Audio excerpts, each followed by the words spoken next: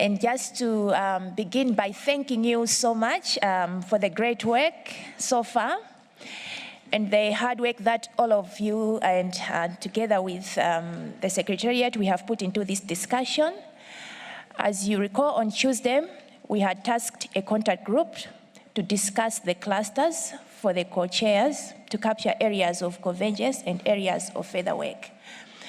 So our discussion today will be based on all of those outcomes, and from the outcomes of the contact group, which were also based on the non-papers and the good work last night, we were able to produce a CRP, which I hope you had a chance to look at.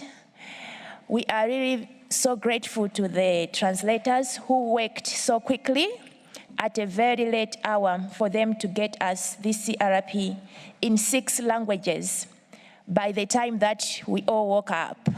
So that is a great work, and we are very grateful to the translators and everyone who has put their work into this.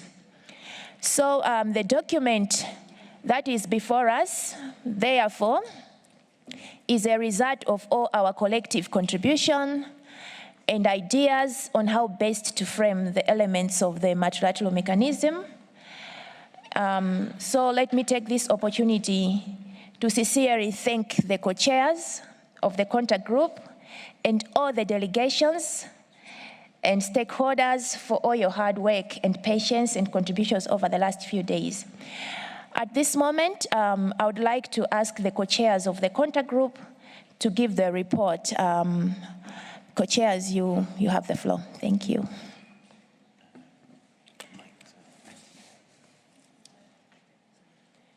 Could you please give, okay, thank you. Thank you, Chair. On behalf of my co-chair, I am pleased to provide a report of the work undertaken by the contact group.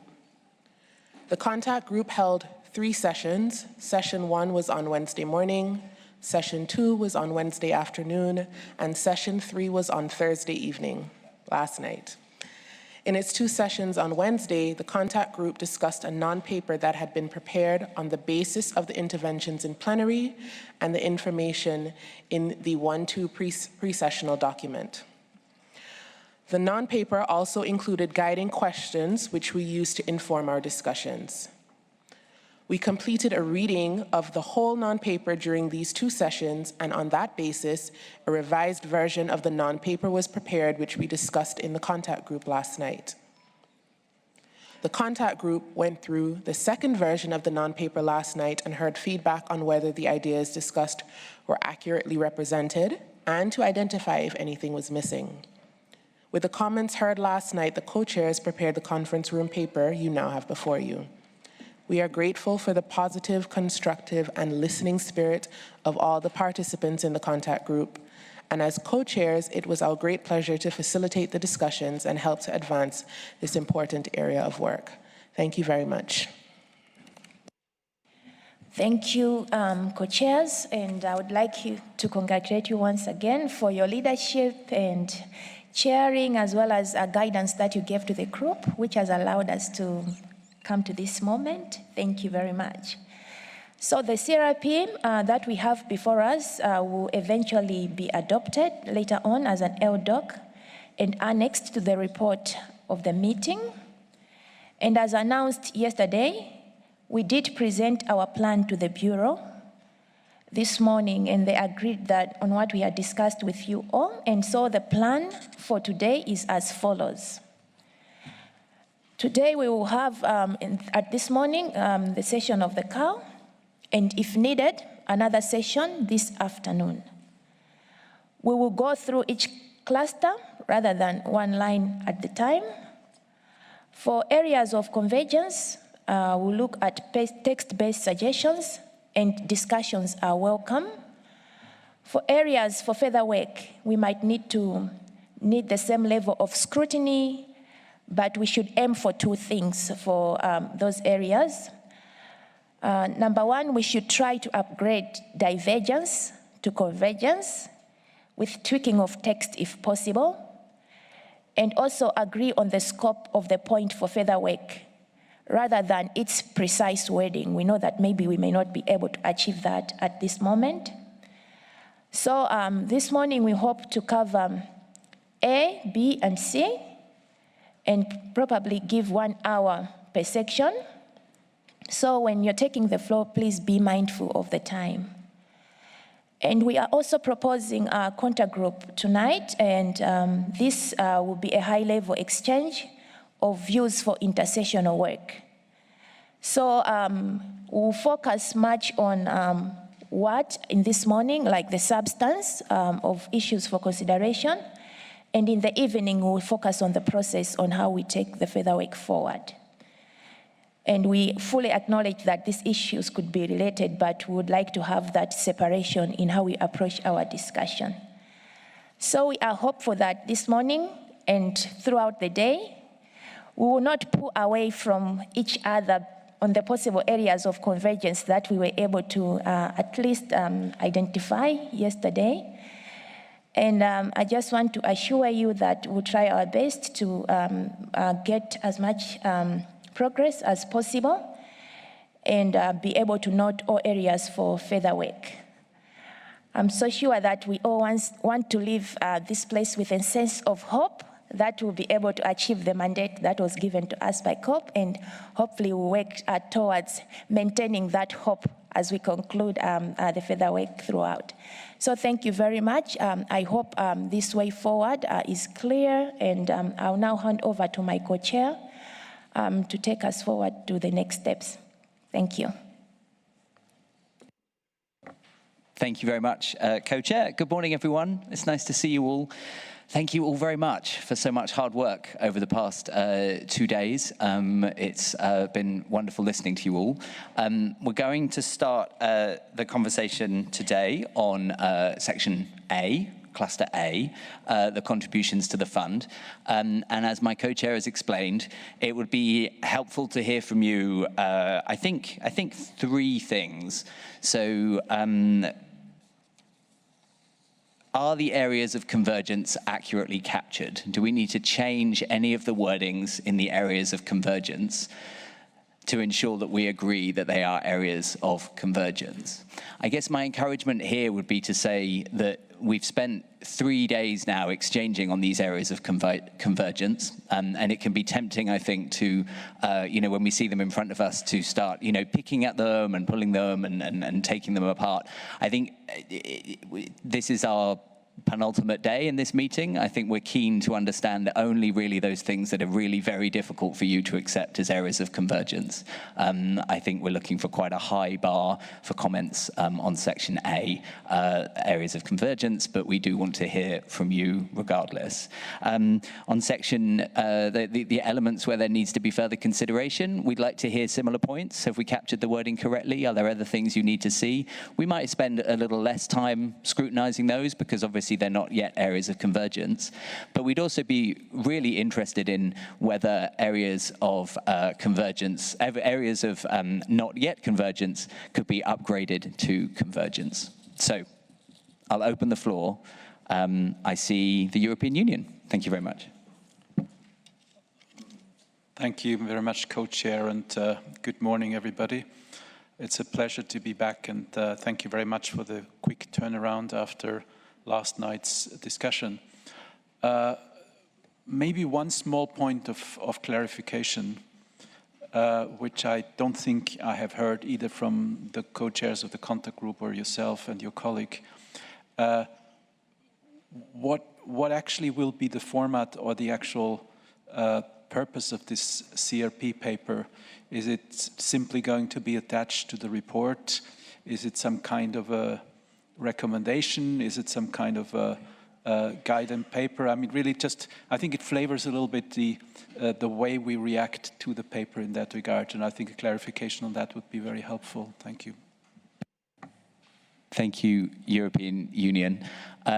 My co-chair briefly described that the intention is for this to become an LDoc, which would then be adopted as an annex to the report of this meeting and communicated to the next meeting in that way.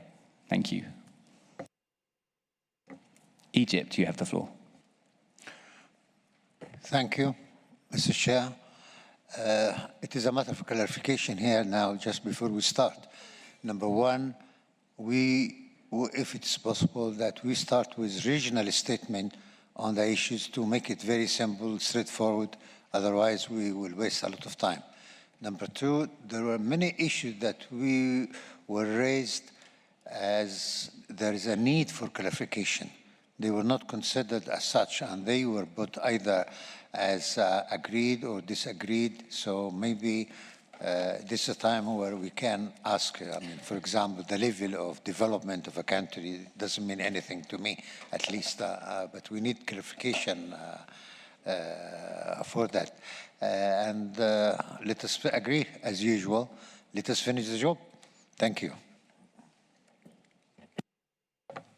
Thank you, Egypt. We welcome that spirit. So on your second question, yes, let's exchange deepen understanding on phrases that we don't understand. I think that's very sensible. On the possibility of regional statements, if regions have nominated a speaker and have, can capture all of their feedback through one statement, we welcome that. But if regions have not prepared in that way, we also welcome contributions from individual parties. Thank you.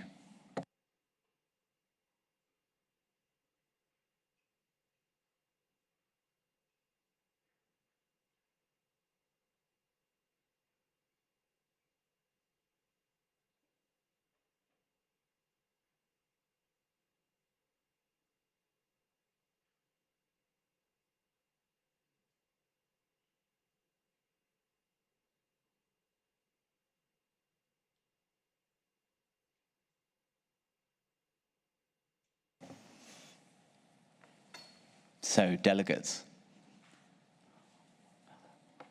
can I open the floor for comments, discussions, potential suggestions on element 1 in section A?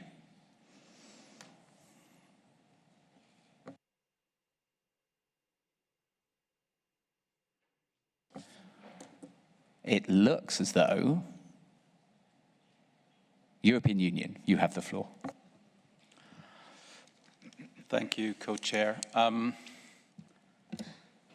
I think we had quite some discussions on the issues around elements in paragraph 1. I think that there is perhaps in this one a slight, where we're not that precise.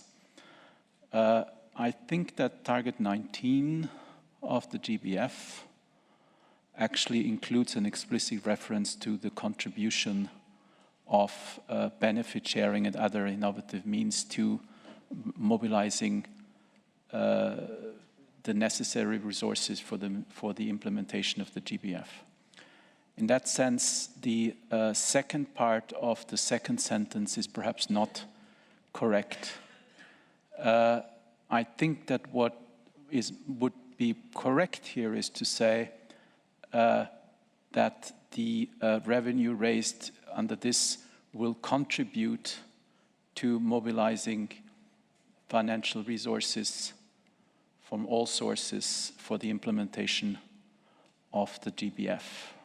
I think that's what's in target 19D, so I think let's be correct. Secondly, I think we agree that the operation of the fund does not change or affect obligation of parties as established in Article 20 of the Convention. So I think if we have those two changes and put that into two sentences, I think we have something that is correctly reflecting what transpires from Target 19 and the provisions of the Convention. Thank you.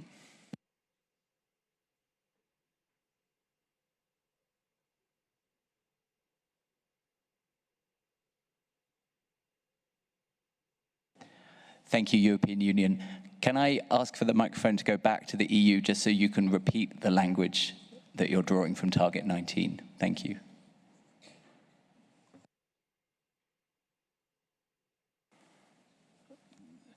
So I was giving two pieces of language that we could use, and maybe the best way to insert them would be that the second part of the second sentence would become the end of the first sentence.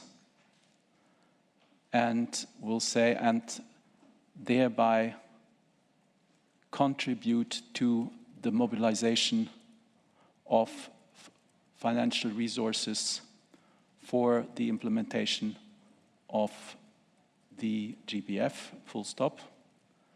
And then have the second sentence that the fund does not affect the obligation of parties as established in Article 20 of the Convention. Full stop.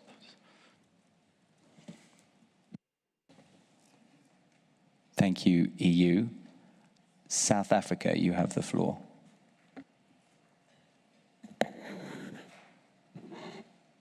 Thank you, Chair. Africa has observed that our views are not captured in this cluster. Africa proposed and still maintain that the contribution to the fund should come from the collection of 1% of the retail sale generated from the use of biodiversity. We recognize that this has not been agreed, hence we want to see this under needing further discussion. We believe that this will enable us to provide additional information that will enlighten others. Additionally, we'd also like to just emphasize that the use of DSI does not generate revenue, the sale does. And then with regard to the item on proportionate to the revenue generated, we just want to gain some further clarity what is meant by proportionate. Thank you, Chair.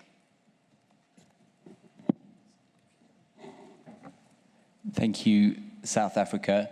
I think, if I understood correctly, the proposal was to include your earlier suggestion on the 1% of retail, to include that in the elements for further consideration. I think we'd be happy to do that, but the room is welcome to react if there's any suggestion we don't do that. I will ask other parties, I think, to respond to your question about generation. Thank you. Norway, you have the floor. Thank you, Chair. So I had the similar proposal for a change of the notion developed countries as the EU has, using parties instead. Just the reason being that the Article 20 of the Convention is much broader than developed countries. It says that each contracting party undertakes to provide in accordance with its capabilities financial support and incentives, blah, blah, blah. So it's broader. So, but it's the same change. I'm happy with the change the EU suggested. So, yeah, I don't know if you want us to take the floor, if we agree with, we're content with changes being proposed or not. Thank you. Thank you very much, Norway. Let's see how we go. Chile, you have the floor.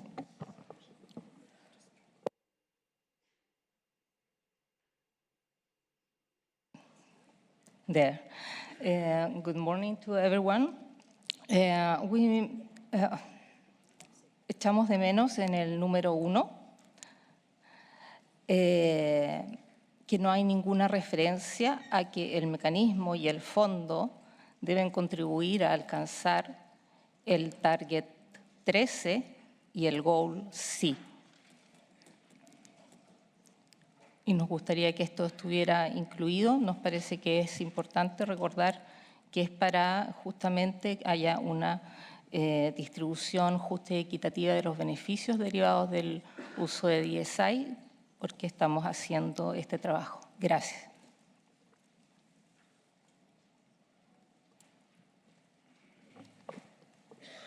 Thank you, Chile. Can I ask, just to clarify, whether Target 13 and Goal C definitely fit in a reference in a section that is about contributions to the fund? Lo que veo es que bajo este clúster A también se habla del mecanismo, entonces tendríamos que tener algún clúster dedicado al mecanismo que todavía no vemos. Sí. Y nos parece que sí, tanto el mecanismo como el fondo deben contribuir a realizar esto, el target y el goal, sí.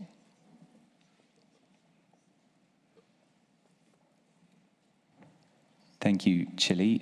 I take Argentina and then Australia. Argentina. Gracias, señor presidente. En relación al primer párrafo, estimo que si no hay consenso en dejar la referencia a developed countries, entonces podemos cambiar la referencia al artículo 20.2 si vamos a dejar solamente la referencia al artículo. Ese punto específicamente habla de países desarrollados. Me gustaría mantener esta referencia a estas obligaciones porque entiendo que son las que la región quiere remarcar. Podríamos encontrar alguna otra forma de hacerlo si hay otras propuestas. En segundo lugar, concuerdo con el comentario hecho por Chile, en el sentido de que en este clúster de temas se está hablando de objetivos generales. El punto 1 menciona a qué objetivo debería contribuir el fondo y en este sentido hemos mencionado varias veces que el objetivo es la distribución de los beneficios derivados del uso de las DSI. Por este motivo, además de la solicitud de Chile, me gustaría agregar una referencia al tercer objetivo del convenio. En este punto, o si esto se desagregara en lo que tenga que ver también con objetivos del mecanismo. Me parece que es algo que no tenemos que perder de vista. En relación al tercer punto, que lee voluntary contributions to the fund should be incentivized, estimo que no, de acuerdo a lo que se mencionó hasta las discusiones ahora, no necesariamente hay consenso sobre este punto. Sí hay consenso, estimo, en el punto de que deberían ser aceptadas, pero no necesariamente incentivadas. Por eso propongo el siguiente texto alternativo. Voluntary contributions to the fund should be accepted and could be incentivized. Muchas gracias.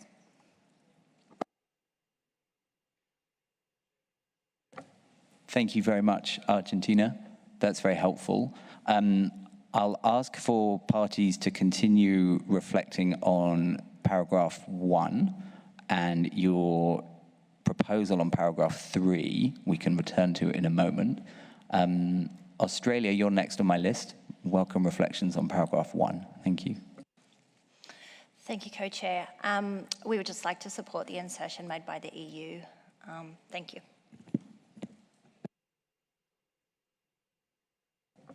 Thank you, Australia. Switzerland, you have the floor.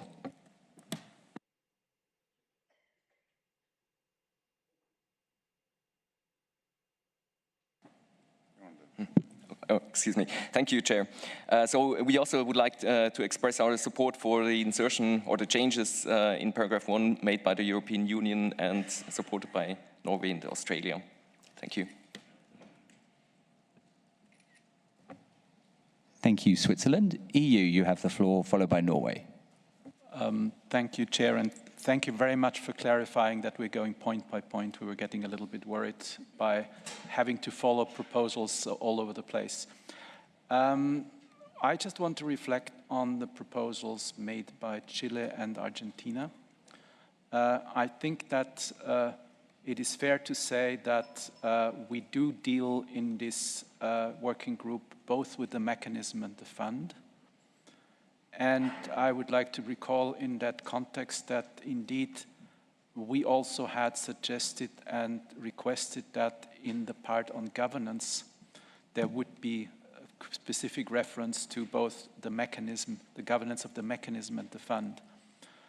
I think that the issues raised by Chile and Argentina about including Target 13, Goal C, and recalling the objective of the third objective of the convention, I think in a way we're not renegotiating Decision 15/9, and I think we are working in a very clear framework. So I think that from our perspective, I would ask for your clarification how in a document like these we would start to with negotiating text that actually describes the framework conditions of our work.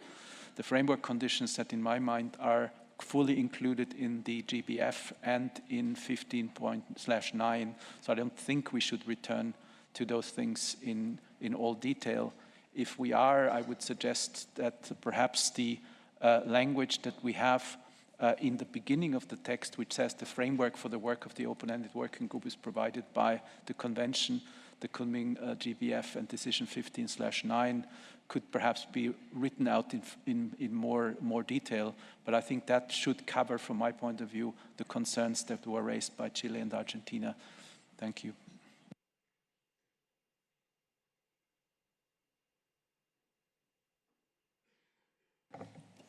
Thank you, EU. I will answer your question in a moment. I'm going to take a few more interventions. Norway, you have the floor.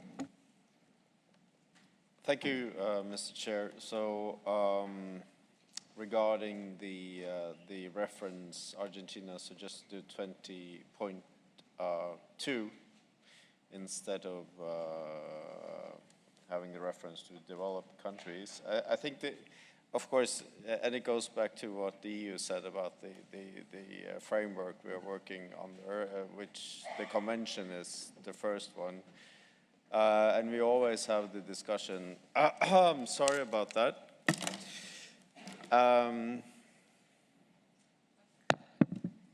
Good, thank you, let's cook. So we always have the discussion regarding the references to Article 20 of the Convention, and it's a very entertaining one always. But we always seems to end up in a sort of a neutral spot when it comes to references. And as the EU pointed out, the framework which we're working under is the convention is, of course, the most important one. So, of course, we will never change the wording of the Article 20. But I think just as a suggestion to land this, because Argentina suggested instead of having the reference to developed countries, having a reference to Article 20.2, we can, if we're going down that direction, we can also have a reference to 20.1.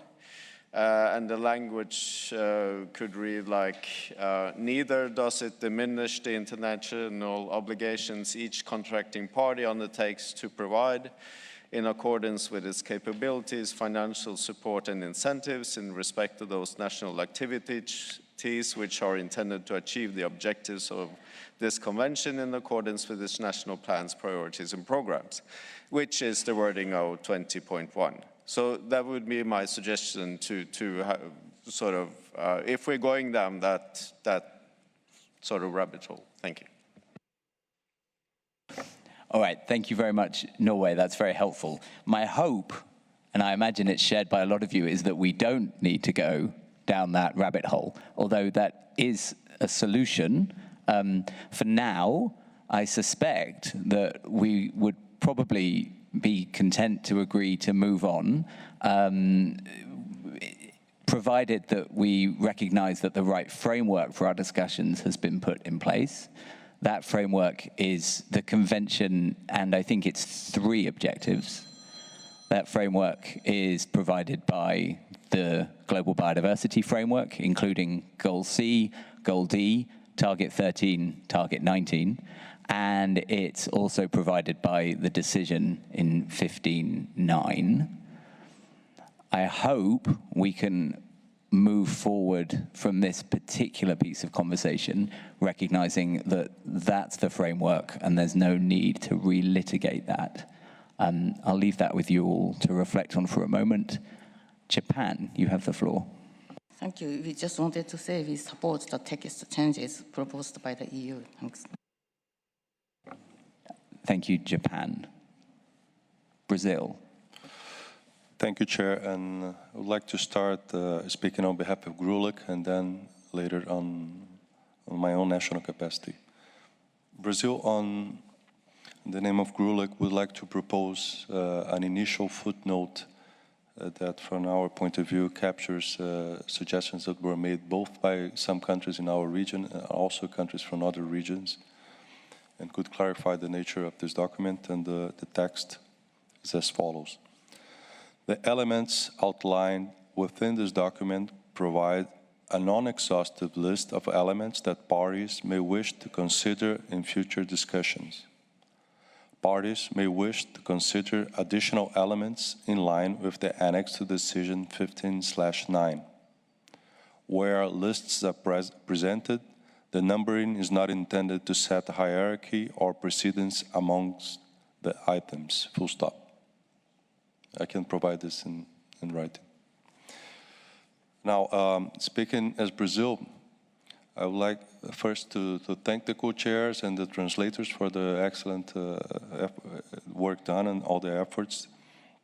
And I would like particularly to highlight that it's very welcome, the approach of reformulating many of the statements in the whether format, whether this or whether that, instead of the interior format of some of the statements that seem to prejudge the outcome. So I strongly favor that this approach be maintained and followed in the next rounds of discussions, because that makes all the difference from our point of view. We would prefer to keep the language of paragraph 1 as it stands right now, in line with what has been said by Argentina and others. On paragraph 7, we would, as far as we could ascertain, no party actually proposed payment for access to DSI. I don't recall any party actually proposing that. So we would, everywhere is agreement, maybe we could delete paragraph 7. On paragraph 9, we would suggest the deletion of agreed classes of products. We would prefer to keep it more general. Whether all commercializers of products could be potential contributors to the mechanisms. I think this reflects better the scope of discussions we had yesterday. I don't recall that we get into much detail on agreed class of products, and we would need some further clarification on what agreed classes exactly needs and how this agreement would be made and so on. So we would prefer to have the agreed class of products deleted. Brazil, thank you, that's helpful. Yes. I'm just going to ask you to pause. We'll come back to some of these very helpful suggestions in one moment. Can I ask you to return to the footnote which you read out? I'd like parties to consider the proposal from Brazil to insert a footnote at the beginning of our document. Brazil. Yes, this is not a proposal from Brazil, but GRULIC. Thank you. Thank you for that clarification, Brazil. So a proposal from GRULAC Group to insert a footnote at the beginning of the document. My colleague from Brazil will read that for us shortly, and then I will ask for objections to the footnote. Brazil, you have the floor. The elements outlined within this document provide a non-exhaustive list of elements that parties may wish to consider in future discussions. Parties may wish to consider additional elements in line with the annex to decision 15/9. Where lists are presented, the numbering is not intended to set a hierarchy or precedence amongst the items. Full stop.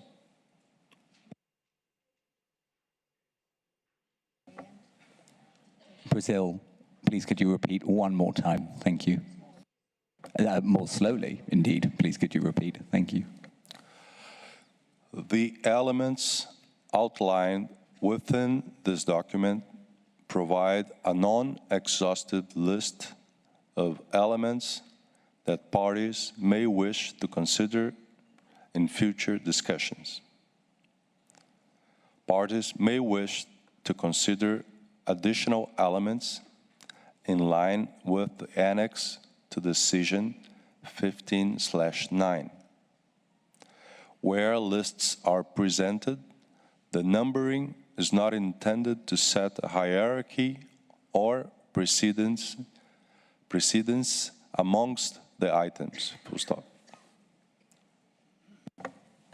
Thank you, Brazil, on behalf of GRULAC. I have a number of names on my list, so by a show of hands, does anyone object to that footnote? Raise your hand if you object.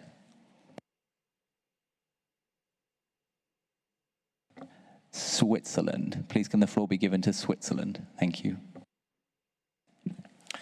Thank you very much, Co-Chair. So in our view, if we add this exact wording of the footnote that has been read out, we have the feeling that this would really weaken the work that we have been doing now at this meeting here, because it basically takes us back to the COP decision 59 and reopens everything, and we think so we should not make this reference.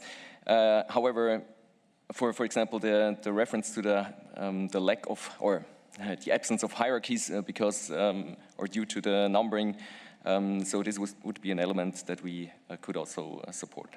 Thank you.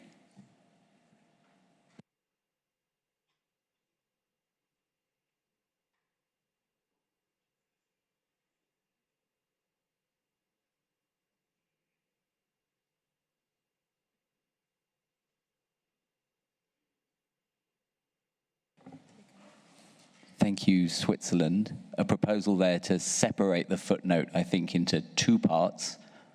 The second part about non-hierarchy or non-precedent seems acceptable to Switzerland.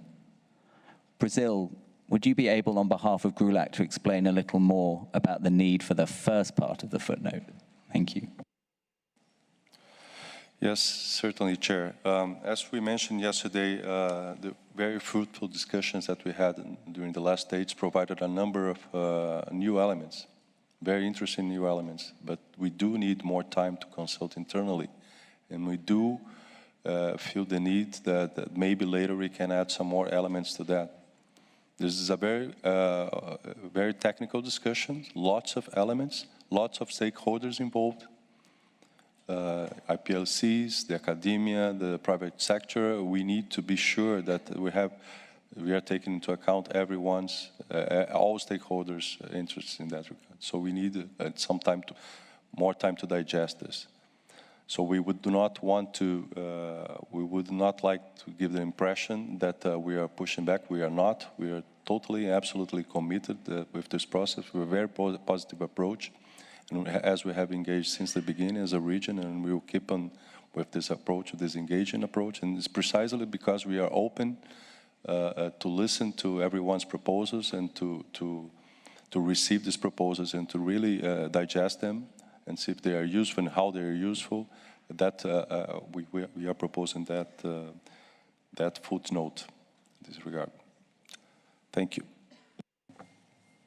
Thank you, Brazil. Switzerland, I wonder if you take any comfort in that explanation from my colleague from Brazil, but I think my friend from the European Union is keen to get my attention too. Can the mic be given to the European Union, please? Thank you. Thank you very much. I just wanted to contribute to this discussion from our perspective. On the footnote proposed, similar to Switzerland, no problem with the third line on that the numbering is not intended to set priority or precedence among the items. Also, we have certainly sympathy to the being very clear that there would be the possibility to insert new issues into the discussion, not least with regard to the outcome and the results of the studies that we're expecting. So I think that, but we have a slight discomfort with the first sentence because we, similar to Switzerland, we would not want to diminish the work that we've done. So I'm wondering if GRULAC would be able to entertain that we consider the elements that we have identified here as a priority for further consideration, but that parties retain the right to suggest and consider additional element in line with the annex to decision 15.9. That gives sort of the necessary sort of support to hopefully the good outcome that we have here, leave the door open and be clear that we, by any numbering of that, we do not establish a matter of scale of importance. Thank you. Thank you, European Union. The inevitable request, please can you repeat your suggestion slowly? Thank you. Thank you. The elements outlined with this document provide a non-exhaustive list of elements that parties may wish to consider as a matter of priority in further work. And then to say, parties remain free to raise and consider additional items in line with Annex 1 to Decision 15/9, and then the third language would remain unchanged. Thank you.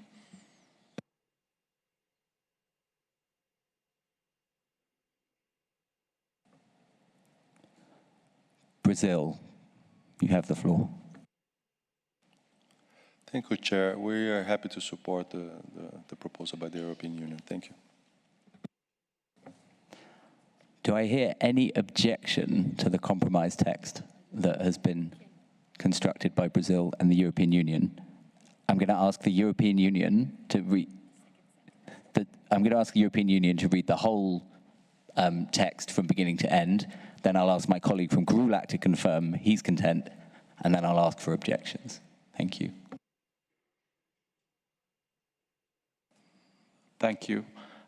So reading it again, based on the GRULAC draft with some changes, the elements outlined with this document provide a non-exhaustive list of elements that parties may wish to consider as a priority in future discussions, full stop. Parties retain the right to raise and consider additional elements in line with the Annex to Decision 15/9, and there is no change to the third sentence. Thank you. So, Brazil, for the avoidance of doubt, please could you read the third sentence on behalf of GRULAC? Thank you. Yes, certainly. Where lists are presented, comma, the numbering is not intended to set a hierarchy or precedence amongst the items, full stop. Okay. Thank you both. Do I hear any objections to that formulation? Show of hands. Very good. Thank you all very much. Let's return to paragraph 1. I'd like to ask the Secretariat to read the paragraph 1 as it stands following the interventions we've heard this morning.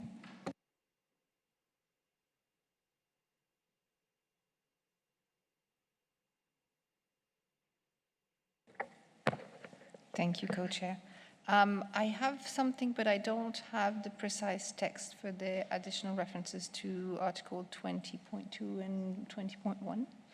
So what I have here is the fund should contribute to the achievement of Target 13 and Goal D of the Kunming-Montreal Global Biodiversity Framework, as established in Article 20 of the Convention, and thereby contributing to the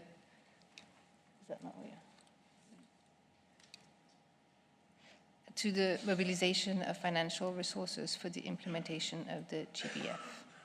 The existence of the fund does not diminish the international obligations of option 1, the parties under the convention, option 2, developed countries.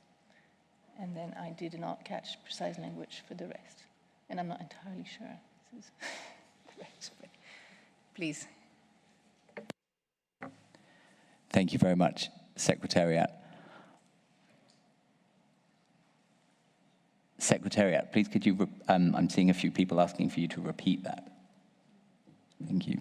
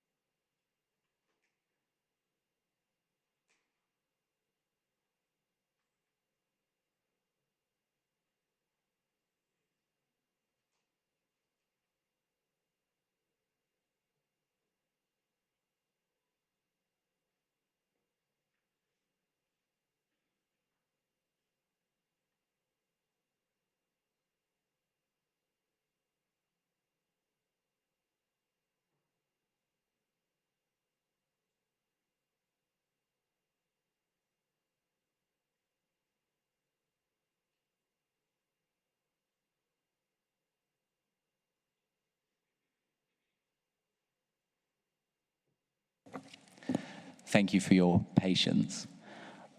We think that there are a number of elements in the text of paragraph 1 on which it should be possible to achieve convergence today.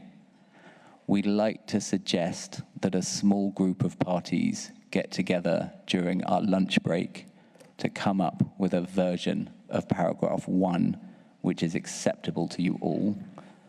We'll come back to that at the end of the meeting, this morning's meeting, but for now, we're going to propose we move on to paragraph 2 and we pick up discussions on paragraph 1 during the lunch break.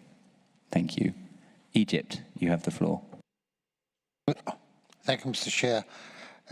What is already stated very clearly by the Secretariat doesn't reflect all what we have said. I mean, African position was stated very clearly about 1% of the retail sales of products, whatever, and certainly the other point that we'll discuss at 2 later. So maybe that group that will be established very soon can look at all of this issue. Thank you. Thank you, Egypt. So we'll come on to the 1% point shortly this morning as we work through the list. So that's very helpful. Colleagues, contributions on paragraph 2. We haven't heard any interventions yet on paragraph 2. So I open the floor to comments on paragraph 2. Egypt, you're first on my list. Thank you, Mr. Chair. We are actually asked for a little bit of clarification about the proportionate. So contribution to the fund should be proportionate to what? So we need a little bit of clarification from your side before we go into the details of this point. Thank you. You did ask for clarification, Egypt. I'm sorry. Thank you for reminding us. I'll ask colleagues in the room to clarify the use of the word proportionate, assuming they agree with it. Australia, you have the floor. Thank you, Co-Chair. And as the person following Egypt's question, I'm not sure I can answer the question. But our understanding is that proportionate is the more money that you put into the development or the use of, or the making of DSI, the more revenue it has the potential to make, and therefore the proportion of benefits should be in line with that. That's my sort of interpretation. However, that said, I'm not sure we did actually converge on this issue. I think that there was a lot of questions outstanding on whether the revenue should be proportionate or distributed by country, or I don't think that there was a set sort of discussion, and I think this probably goes down, not wanting to add to the discussions on whether or not things go in, but I think that probably further discussions needed on this one. Thank you. Thank you, Australia. European Union, you have the floor, followed by Norway. Thank you, Co-Chair. I think as a matter of general principle, we did converge of the fact that there needs to be a relationship between the revenue generated and the benefits to be shared. So I find from the perspective of the EU and its member states that the formulations of contributions to the fund should be proportionate to the revenue generated, perhaps a little bit misleading. So what we would be more comfortable with is to say benefits to be shared should be proportionate to the revenue generated, because that is clearer and makes a clearer link to the actual benefits that then would accrue to the fund. Contributions has this slightly different meaning that it sounds like budgetary contributions of a general nature, which I think we're not discussing here. So our proposal would be to change the language to benefits to be shared should be proportionate to the revenue generated from the use of digital sequence information. Thank you. Thank you, EU. I'll keep working through the list. Norway. Thank you, Mr. Chair. Yeah, building up on what the EU says as well, I guess the sentence as it's formulated now, okay, so there might be philanthropical contributions and they will, as a rule, not be proportionate to the revenue, I guess. There might be a one-off donation to the fund, and if it's the sense that the fund should be open to donations, then this doesn't really cut it. So we should open it a bit more, at least, so it's clear that it should yeah, so it would be the user contributions to the fund that are should be in proportion. But I think the EU had a good formulation. Thank you. Thank you, Norway. Egypt, you have the floor. Thank you. I'm a little bit not very happy with this. I think because as far as I understand, DSI doesn't generate revenues. The revenues come from the product itself after when we have its sale. So, and this may be an excuse that why we insist to have this 1% of the retail price of the markets. Because if we restrict ourselves to only DSI, and that's how we understood proportionate. It could be part of it due to the sales, or it could be for something else. Thank you. Thank you, Egypt. I want to keep hearing exchanges on this. So South Africa, you have the floor. Thank you, Chair. I'd like to agree with Egypt. I cannot agree with benefits to be proportionate. Benefits should be shared fairly and equitably. In this case, we are indeed talking about contributions, the payments that are due basically on the use of DSI. So we are under section or cluster A, and so benefit shared is not the topic here. Thank you.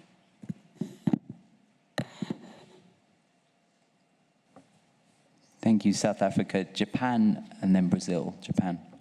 Thank you, Chair. We propose to replace revenue with profit. In our sense, the word revenue is the broader sense. The revenue includes something wider, such as material, development cost, human cost. So it is not quite appropriate to use revenue. We propose to use profit rather than revenue. That must be, we believe that's more accurate. Thank you.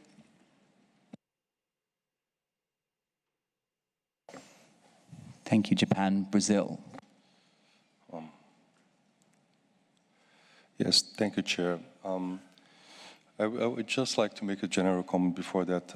We welcome your initial suggestions of working on clusters, just as we have worked on previous days, and I think we did really good in this regard and allow us to move forward in a steady pace, but at the same time not lingering on very, very, very detailed issues. So that would be our preference, our strong preference. We have 61 paragraphs. We're still in paragraph 2. And so we would kindly appeal to all parties if we could engage in a more constructive and forward-looking pace. Maybe we could, because then if we're getting really in trench mode by each paragraph, we're still in paragraph 2. Everyone wants to come back home to their dear ones and to have some well-deserved rests. We certainly do. We are certainly tired of that work. So I would kindly make an appeal to all parties so that we could all together be in the same spirit of trying to move forward. We tried to do that in our previous intervention, making a lot of comments on this cluster in a few minutes, try to accommodate for that, and we see the discussion coming back to paragraph. We don't think that's the best way forward. Just to finish on this particular paragraph, since we are at it, and maybe to address Egypt's concerns, I would like to highlight that the idea of first, that there was actually a convergence from our point of view, the idea of proportionality, which was, we think it's an important element to be kept. Second, that the idea of proportionality has also to do with the idea of a percentage and not of a fixed amount of benefit sharing to be, right?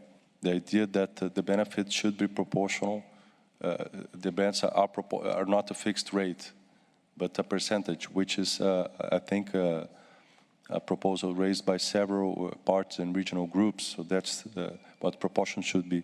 So hopefully we could reach an agreement on this paragraph, saying something like, keeping the original language, but adding another phrase saying, for instance, contributions to the fund should be proportional to the revenue generated from the use of digital sequence information, while recognizing that further discussions need to be made to better define what proportion actually means, so something along these lines. And I hope this addresses all parties' concerns, and we can move on. We have comments on many other paragraphs, which many of which we deem to be more relevant than this one, and that will certainly raise more issues. So again, we appeal to all parties to move forward. Thank you.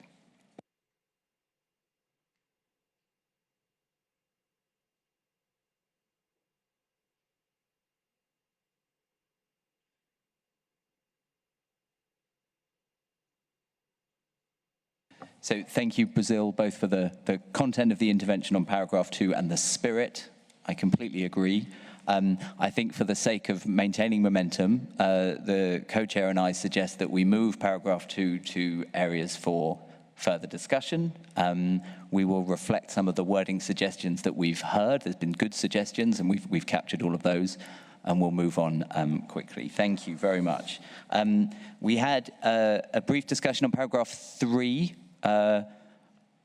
We had one suggestion: voluntary contributions to the fund should be accepted and could be incentivized. Is that a point on which we could converge? Voluntary contributions to the fund should be accepted and could be incentivized. Japan, you have the floor. Chair, we support what you said right now, but it could be incentivized. We understand there are already lots of incentives contained in the voluntary contributions, but anyway, we support what you just said. Thank you. Thank you, Japan. Australia? Thank you, Chair. We can support the text, but we wanted just to make sure that that it's clear that incentives are necessary. We had a discussion at one of the meetings we've had so far, where incentives will be important for those voluntary contributions that potentially don't make revenue from DSI. And so incentivising people to do that will be really important. Thank you. Thank you, Australia. EU, you have the floor.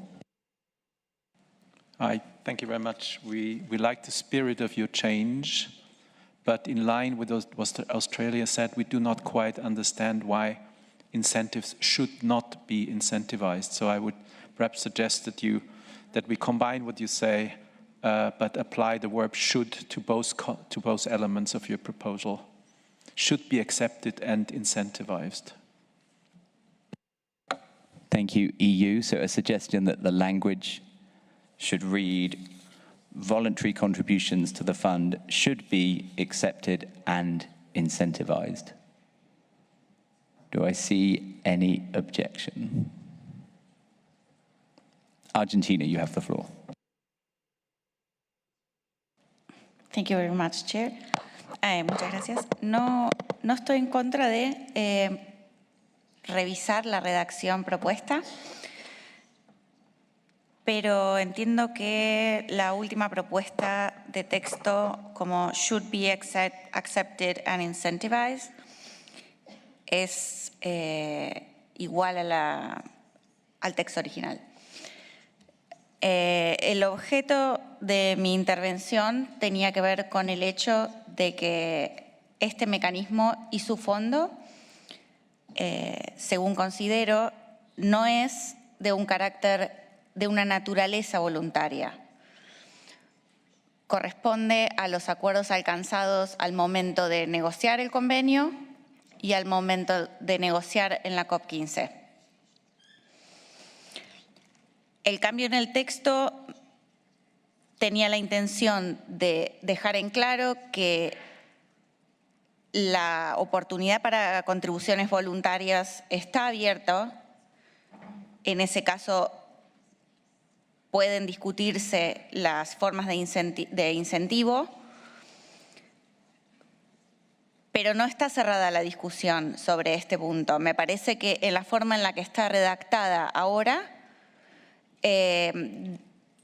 sería indicativa de que esta conversación sobre las contribuciones al fondo está cerrada. Entonces, apreciaría alguna contribución de las copresidentes al respecto de cómo avanzar para mejorar este texto en ese sentido. Gracias. Thank you, Argentina, for the invitation. It's very welcome. So can I suggest we divide the sentence into two? We agree on an element, we converge on the following sentence. Voluntary contributions to the fund should be accepted. And an area for further work is whether voluntary contributions to the fund should be incentivized.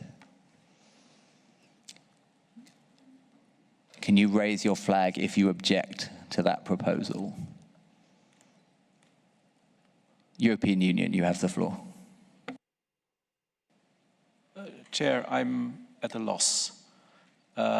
And I go back to a comment by our Norwegian colleague a little while ago, who actually spoke to the fact that contributions to the fund might not only be contributions that come from users of DSI, but also others. So I think, why do we actually this debate whether such contributions should be incentivized? I'm really at a loss, I have to say. I think, aren't we all agreeing that we actually need, even if we come to a mandatory system, we should incentivize also voluntary contributions? That's also a discussion that we're having in the context of resource mobilization. So I think that it's very clear that even if we consider the points that Argentina is making, even if you were of the opinion that some of this is mandatory, there are still areas where there could be voluntary contributions. One doesn't actually exclude the other. So I would really plead that we keep the language of incentivization into the convergence, unless we understand that others are of the opinion that we rely solely on mandatory contributions and that we are not interested in voluntary contributions. But that's the message that we're giving by saying we need to discuss whether voluntary contributions should be incentivized. Really doesn't make sense to me. Thank you. Thank you, EU. I'm keen to make hear some quick interventions to try and settle this. So, India, you have the floor. Small suggestion that I wanted to make, would it be all right if we just add unconditional voluntary contribution to the fund should be incentivized, should be accepted and incentivized. Just adding the word unconditional. Voluntary contributions may come with some conditions, may not come with some conditions. That's all. Thank you, Chair. Thank you, India, for that spirit. United Kingdom, you have the floor. Thank you, Co-Chair. We would agree with the points that the EU made and do think that it's important to be able to incentivise voluntary contributions. But paragraph 18, right down at the bottom of that, the section on areas for discussion, gives us an opportunity to look at what those possible incentives could be. So I'd just like to point colleagues towards that paragraph as well and remind them that we do have the opportunity to look more closely at what those possible incentives could be. It doesn't mandate incentives in that case. Thank you. Thank you, UK. I'll hear from Canada and then Morocco.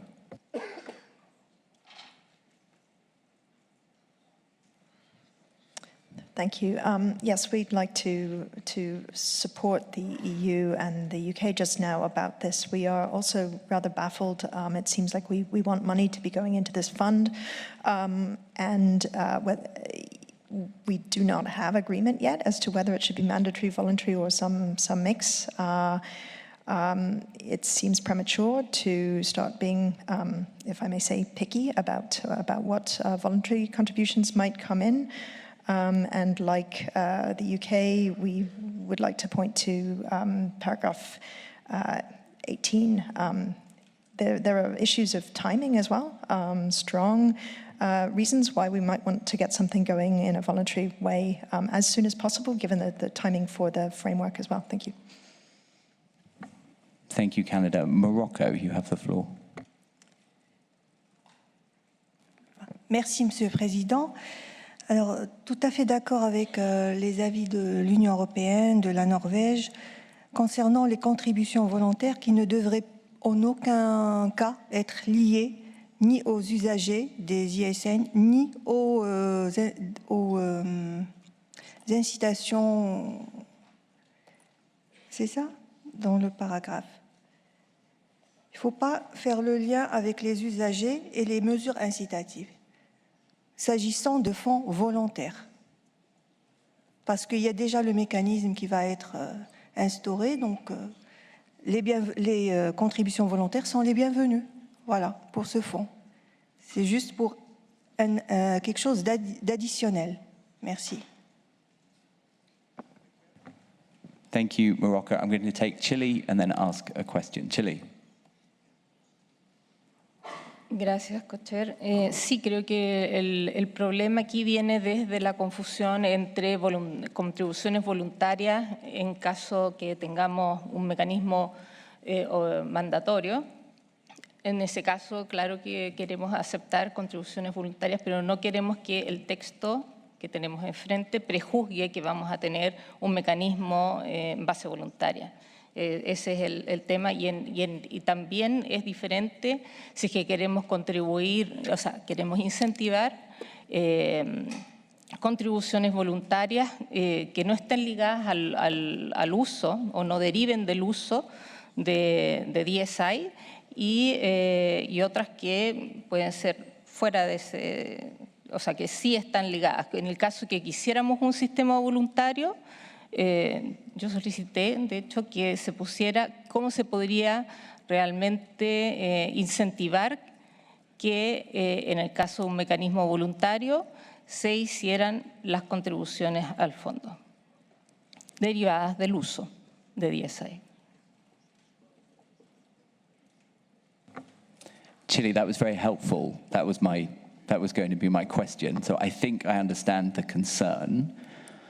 So in terms of a textual solution to the concern, do we want to try and add something to the beginning of the sentence? So the sentence might say, in all scenarios or in all cases, voluntary contributions to the fund should be accepted and incentivized. does that solve the concern? I'll not put you on the spot, Chile, but my suggestion, if I've understood the concern correctly, I think the point we're trying to capture is that this is whether we have a mandatory system or a voluntary system or a mix of systems for different people.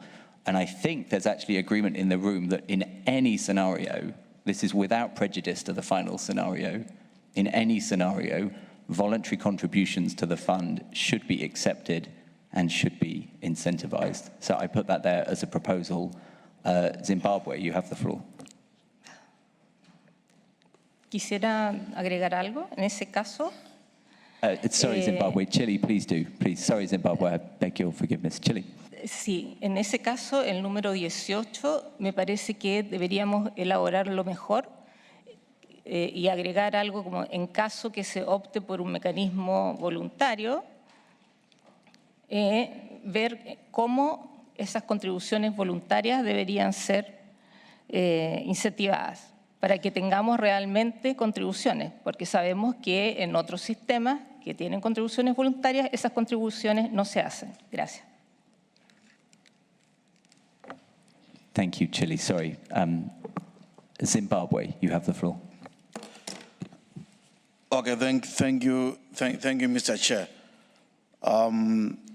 I think this paragraph number 3 cannot be discussed separately from paragraph number 18. I would suggest that once we pack it for now, then once we get paragraph number 18, we can then reconsider coming back to paragraph number 3. But some of us may not have an idea of what sort of incentives are we talking of. They could be good, they may not be acceptable. So I suggest the two should be discussed at the same time. Then also in addition, Chair, we had a lot to say on both paragraph number 1 and paragraph number 2, especially number 2, which we cut short. I don't know how we are going to bring in our contributions on paragraph number 2. Thank you, Chair. Thank you, Zimbabwe. Let me hear from Australia. Thank you.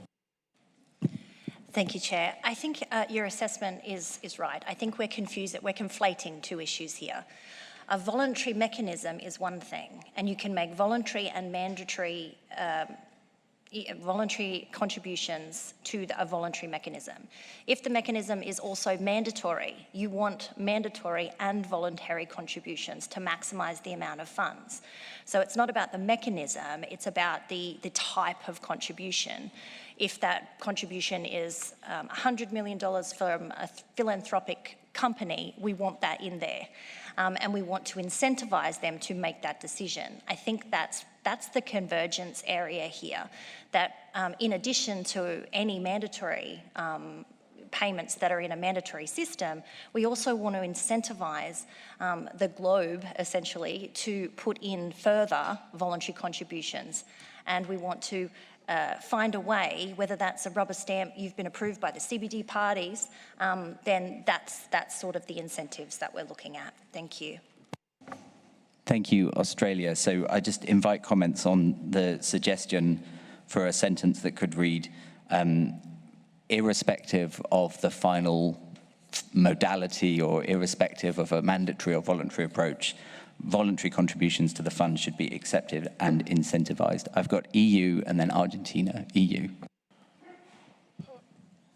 Thank you, Chair. I think we were about to propose similar language than the one you put forward, and I think we can follow you. I think there might be merit in to reassure parties to also add a sort of same disclaimer in para 18. Thank you. Thank you, EU. I suggest we do the same. Argentina, you have the floor. Thank you, Chair. En relación a esta discusión, me gustaría hacer eco del comentario de Australia, que entiendo que captó el sentido de esta discusión adecuadamente.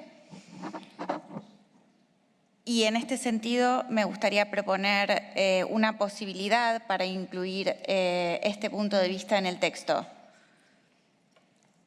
que podría ser voluntary contributions over and above monetary benefit sharing obligations may be accepted and incentivized.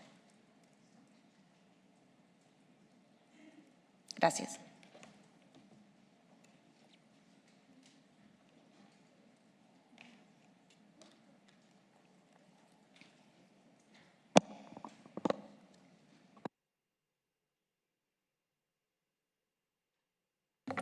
Thank you, Argentina. So I'll check I captured that correctly. Voluntary contributions over and above monetary benefit sharing obligations may be accepted and incentivized.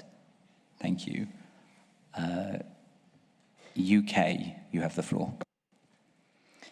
Thank you, Co-Chair. I haven't had a minute to fully think through Argentina's proposal, but coming back to what you proposed and what I was also going to suggest was very similar. So it would read, without prejudice to the final modalities of the Global Fund, voluntary contributions. But I realise we now have an additional proposal on the table I have not had a chance to review. Thank you, Chair.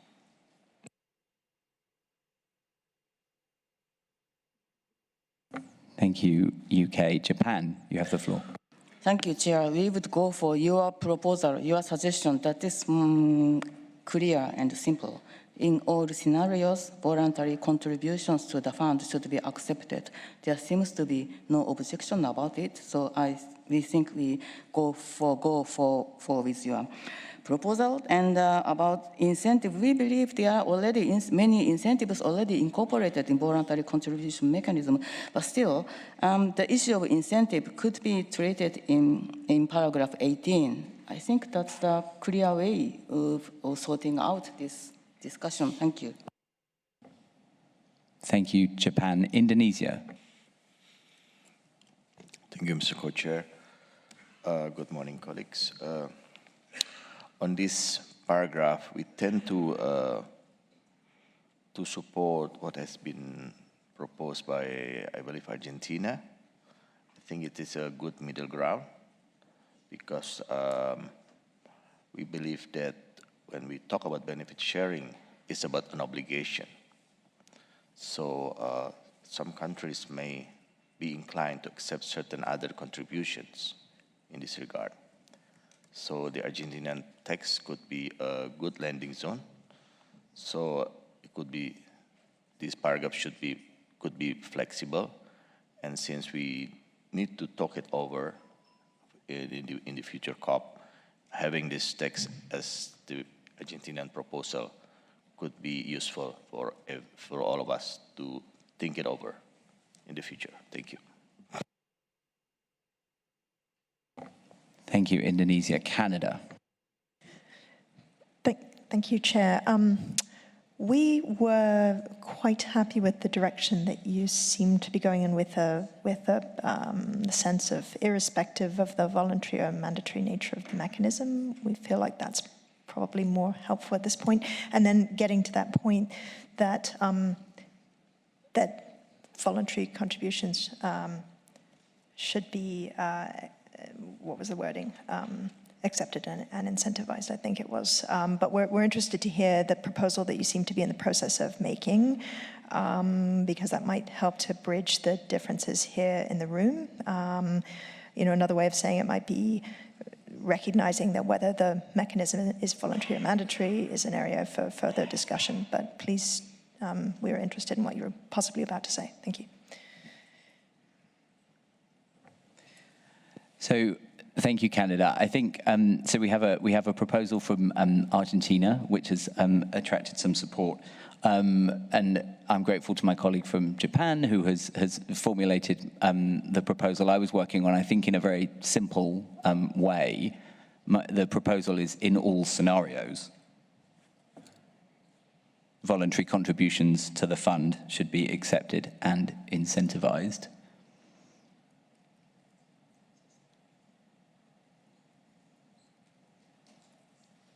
Two proposals. I welcome thoughts. EU, you have the floor. Thank you, Chair. We have heard in the course of this week very often parties saying anything that we do here should not prejudge the outcome of our deliberations. And I think we have in this discussion been very careful not to have language that already makes clear what the outcome would be. And I think that your different permutations of suggestions worked with that very well, including your last proposal. It actually just separates the issue of accepting and incentivizing voluntary contributions from the further discussion of the mandatory voluntary nature of the system. So in that sense, we support that, and I think that unfortunately the Argentinian proposal is a language that prejudges the outcome of our further discussion on the voluntary or mandatory nature, fully respecting that we have different views on this one. But I think we need to move on. So also your last proposal to say in all scenarios would be acceptable to us, as was your previous proposal as well. Thank you. Thank you, EU. Indonesia, you have the floor. Thank you, Mr. Chair. In the interest of time, since it's obvious that there are at least two positions in this voluntary contribution issue, we propose to move this paragraph into the second element, which are elements in which there is a need for further discussion, so we can talk it over in a more detailed manner, perhaps in the COP or before the COP if there are in other meetings, so we can move on to other issues. Thank you. Thank you, Indonesia. I have a few more speakers on my list, and then we'll make a decision. Togo, you have the floor.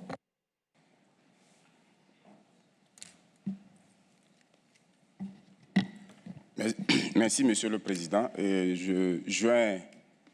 Je soutiens la proposition de l'Indonésie pour qu'on puisse gagner le temps, dans la mesure où le point 18 fait partie des éléments qui seront discutés prochainement. Sans doute que ce débat de contribution volontaire va revenir dans ce point-là, puisqu'il y a un lien étroit entre le point 18 et le point 3. Soit on ramène carrément le point 3 au niveau de ces éléments, comme vient de le dire l'Indonésie, sinon le 18, on pourra l'enlever si on reformule le point 3. Merci. Thank you, Togo. That's well understood. Switzerland, Uganda, Australia, DRC, and then we'll move on. Switzerland, you have the floor. Thank you, Co-Chair. So for us, this is a very important element, and so we think we almost reached convergence with your formulation, and we would find it really a pity if we would have to work to put this down to the section for further work. So we really want to keep this, and we also support your proposal with the wording in all scenarios. On the other hand, we would not be able to accept the insertion by Argentina because this would preempt the outcome. Thank you.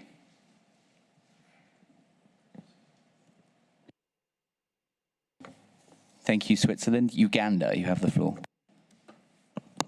Thank you, Co-Chair.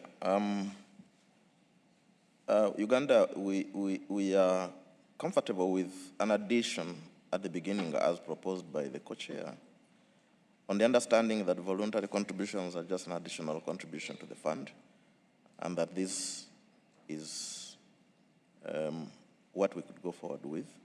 Otherwise, we support the insertion of accepted and incentivized. Thank you, Chair. Thank you, Uganda. Australia, you have the floor. Thank you, Co-Chair. I think it would be a real shame to move this down to 18. I think parties that have gone before me have indicated that, you know, we all agree, regardless of the modalities of the mechanism that the parties eventually decide, we want to have voluntary contributions, whether there's mandatory additional contributions, whatever the case might be. We want to incentivise more money coming into this fund.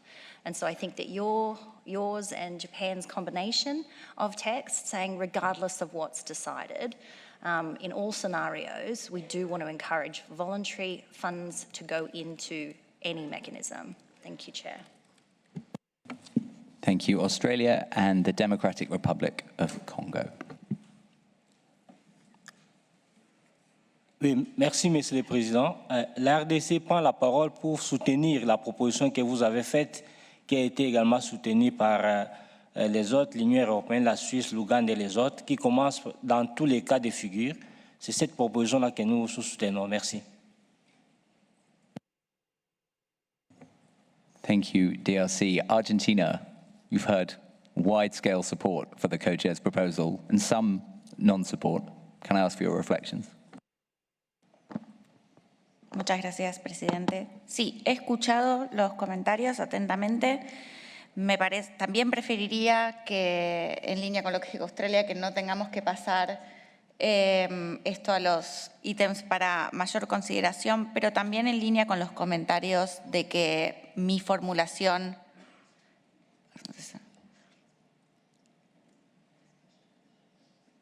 Pero me parece que si la formulación que yo propuse prejuzga el resultado, también lo hace la formulación actual, ya que prejuzga que algunas partes estén dispuestas a que el fondo sea voluntario. Y no hay un consenso en que ese es un resultado posible.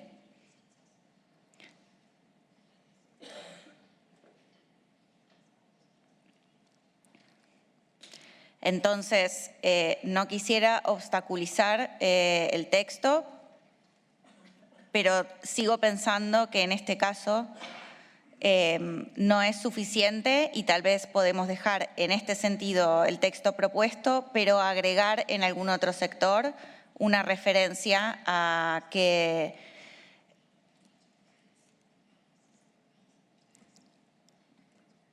a la obligatoriedad de la distribución de los beneficios.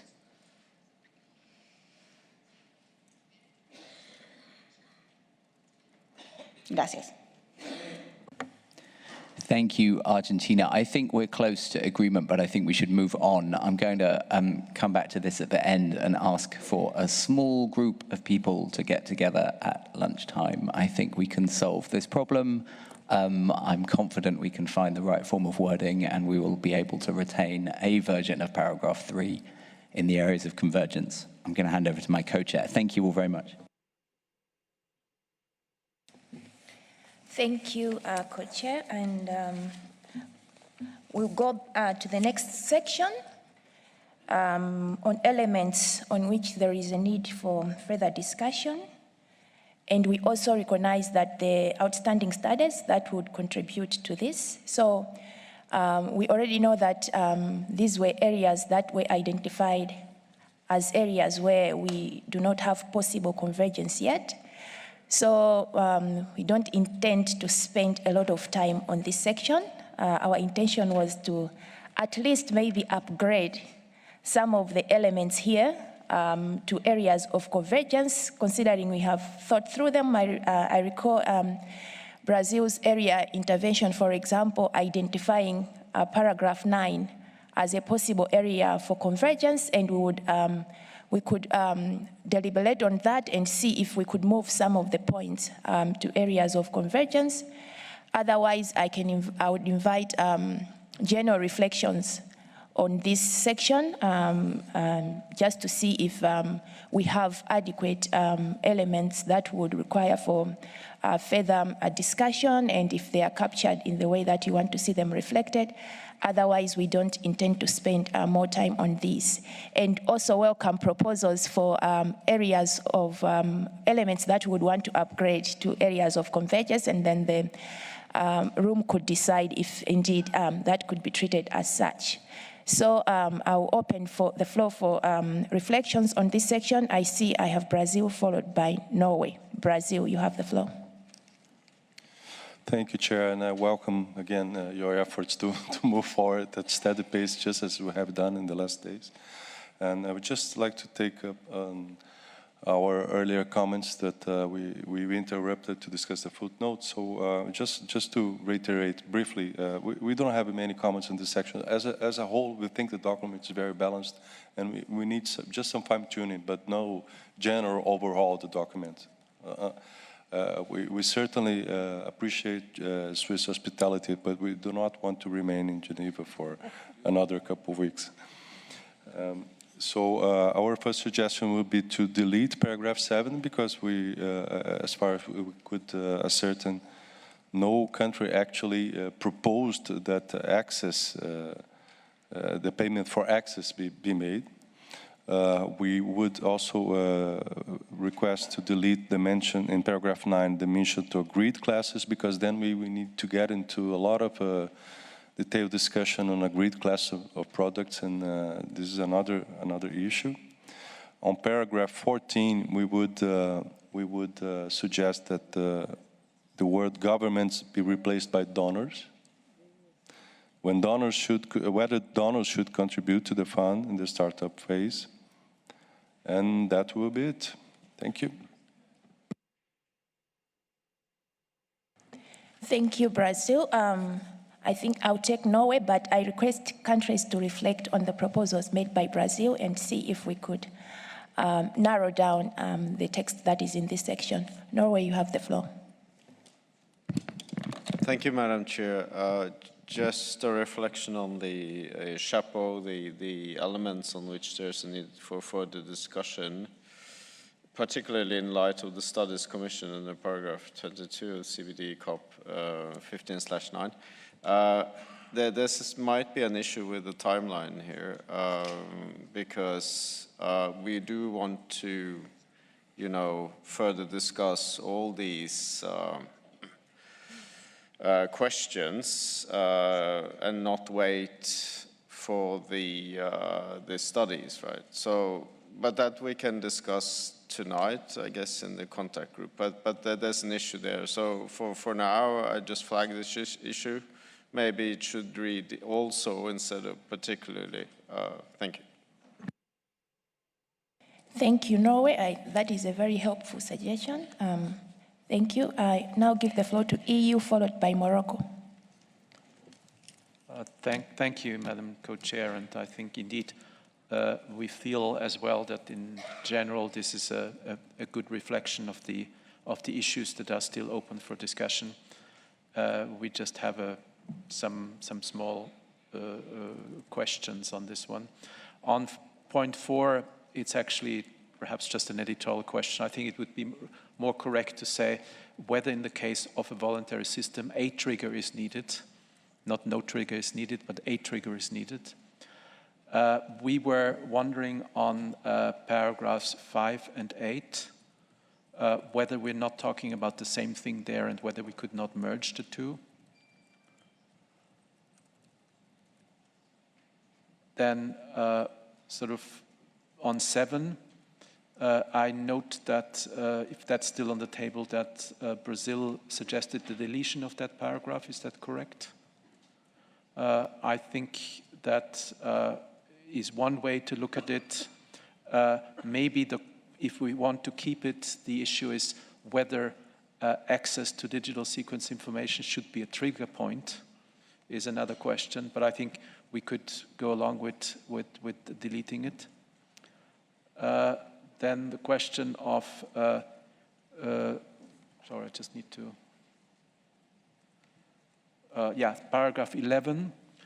I think we need to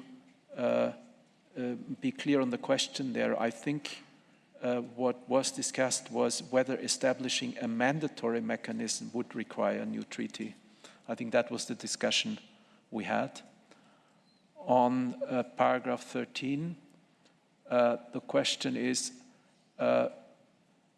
what, not obligations or expectations, but what kind of contributions could be created to ensure a predictable level of contributions in a way. That were the comments that we had on this section. Thank you. Thank you, EU.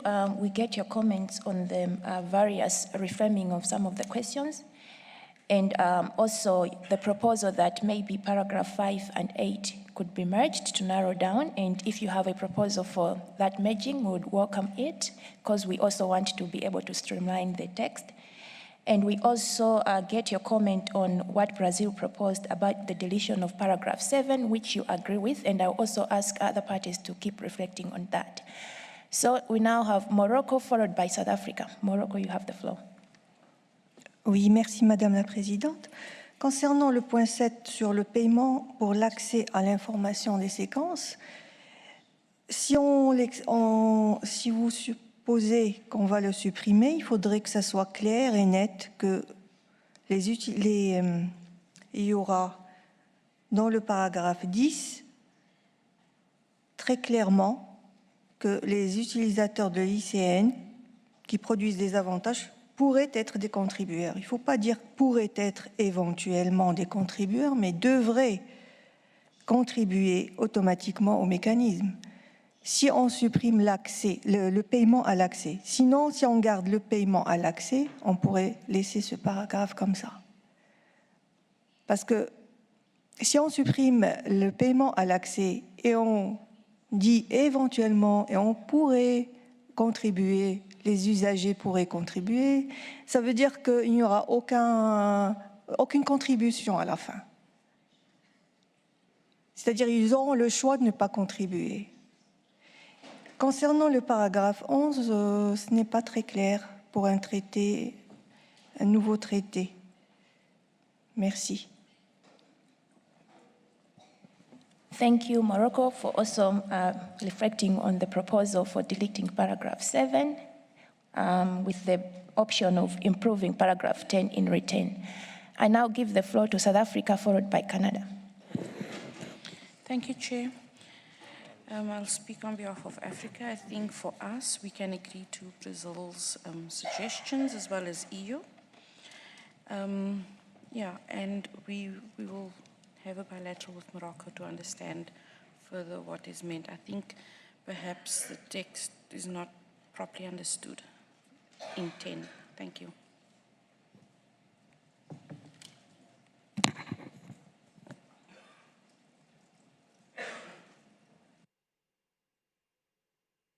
Okay, thank you, South Africa. Could I now have Canada followed by Uganda? Thank you, and we're certainly happy to go along with putting 5 and 8 together. They're redundant as separate points. With regard to deletion of paragraph 7, I think we're quite interested in what the EU suggested as a possible alternative to that, and perhaps that might help Morocco as well. Just asking if DSI is a trigger point, so putting it in a different way. We have an addition to suggest an 11 bis, so after 11, whether establishing a mandatory system will allow the timely flow of resources and adequate participation.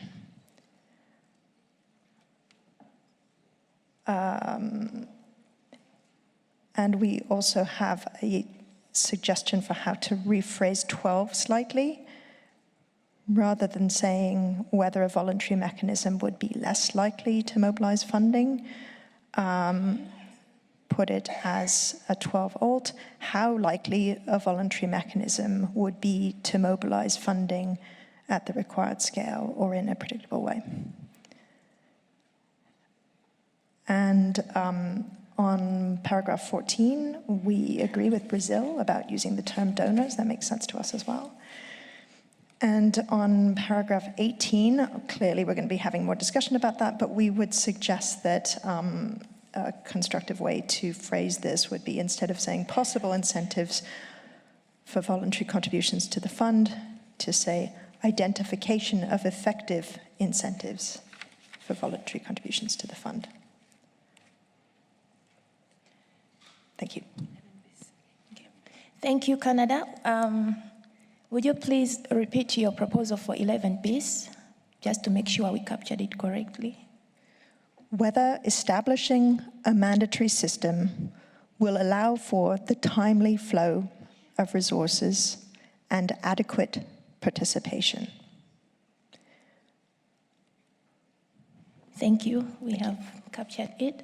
So I'll now go to Uganda, UK, Australia, and Chile. Then after that, we'll go back to the paragraphs that have been proposed for deletion and see if we can have some common understanding, just to narrow down the text. So Uganda, then UK. Thank you, Co-Chair. I will first would like to re-emphasize that Africa would like to see the issue of the 1% levy on retail sales captured somewhere.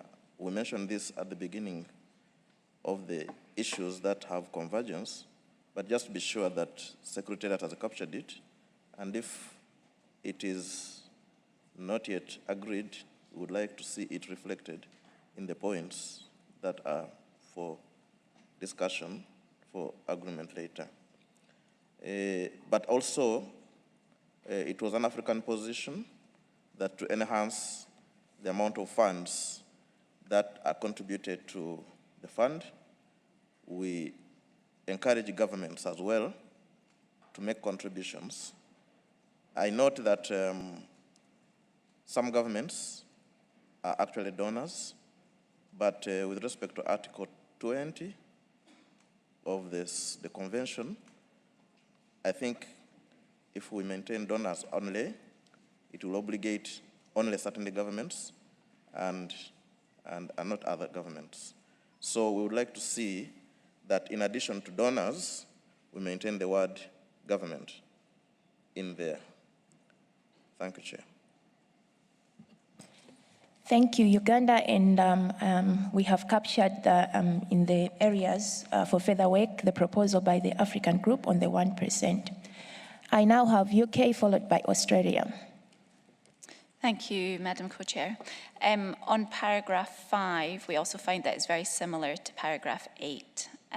So they could be brought together, but we also see that it's quite closely linked to paragraph 9 and 10. So there may be an opportunity to actually streamline 5, 8, 9, and 10 into something as well. So we might want to look at that. On paragraph 7, also agree that this could be deleted. I think here we're referring to access, whereas everywhere else we seem to be referring to use, so there would either need to be some clarification there, or we could agree to deleting paragraph 7. Paragraph 8, I've already mentioned, is that we read it to be the same as paragraph 5. On paragraph 9, we agree with Brazil that the agreed class of products is not clear, so further clarity would be needed there. On paragraph 11, we know that the process for establishing a legally binding mechanism would be a long one. I think that's pretty much a given. So I don't think we need to focus time and energy on working out how long that would be. But the key question to reflect on would be whether establishing a legally binding mechanism would require a new treaty. And I know some colleagues yesterday reflected on that, and so may have some ideas on how to take that forward. On paragraph 14, we could agree to changing governments to donors. We don't see that there's any agreement at the moment on the fact that governments should contribute to the fund, or whether it's rather a fund for the private sector. And the way paragraph 14 reads at the moment, if governments was to be included in there, suggests that governments should be contributing. It's just a question of how or at what point. So I think we would like to see the removal of governments there, or some text changes, which would question whether governments should contribute, and if so, it could be at one of these points. And then my final point on paragraph 16, we see that this actually could tie back to paragraph 2 on the areas of convergence. And I know that the co-chair moved us on from that discussion earlier. But one way of addressing paragraph 2 and dealing with paragraph 16 as well could be to recognise in paragraph 2 the importance of proportionality, and then in paragraph 16, deal with what that proportionality could be based on, and that lists out the different metrics that could be considered and which we will hopefully see some of addressed in the upcoming studies. Thank you, Co-Chair. Thank you, UK, for the proposals on how we can bring together some of the paragraphs that have similar elements to narrow down. And I think in the next interventions, if you could also please comment on the proposals that are there to delete paragraph 7 and to delete agreed classes in paragraph 9. And also just to make sure that, because for now I haven't had any objection to the deletion of paragraph 9, of paragraph 7. And so as you make your interventions, I would appreciate to hear your views on that so that maybe we could move forward. So I now have Australia followed by Chile. Thank you, Madam Co-Chair. I'm just going to run through my list of agreements here. So we would agree with Brazil to delete the paragraph 7 and the insertion of donors, and we agree with the rationale provided with UK. So donors would be in paragraph 14. We agree with Norway on the text in the chapeau. There is a little bit of a timing situation, and we don't want to stop these conversations in its tracks, waiting for additional information. We agree with the EU and others to merge 5 and 8. We also agree with Morocco in that number 10 should say should be potential contributors rather than could. And I think the last suggestion by the UK about the merger with 16 and 2 is an interesting one. And I'd be interested to see how that could formulate. On Canada's proposal 11 bis, we don't have a problem with the insertion, but wonder if it might be better under cluster B. What are we on? Cluster B, yeah, sorry. Thank you. Thank you, Australia. Points are taken on what you support. I give the floor to Chile, followed by Japan. Gracias, Co-Chair. Nosotros estamos de acuerdo con borrar 7 y estamos de acuerdo con la propuesta de Marruecos en el número 10 de cambiar could por should. Y respecto al párrafo 18, nos gustaría una redacción más clara.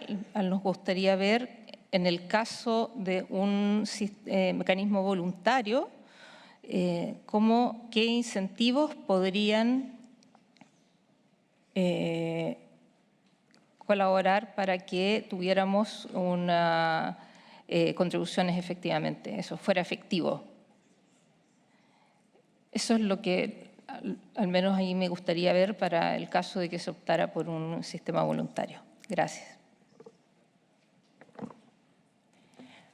Thank you, Chile. So maybe just to check, the proposal, which has been greatly supported, is to delete paragraph 7 with improving paragraph 10 from could to should. Is there any objection on that?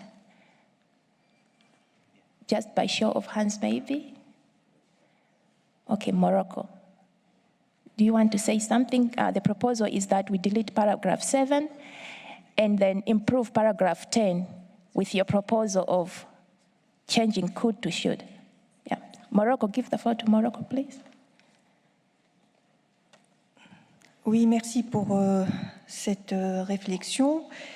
Moi, je voudrais juste ajouter, si on supprime l'accès aux informations, aux séquences numériques, il faudrait souligner la traçabilité de ces séquences numériques.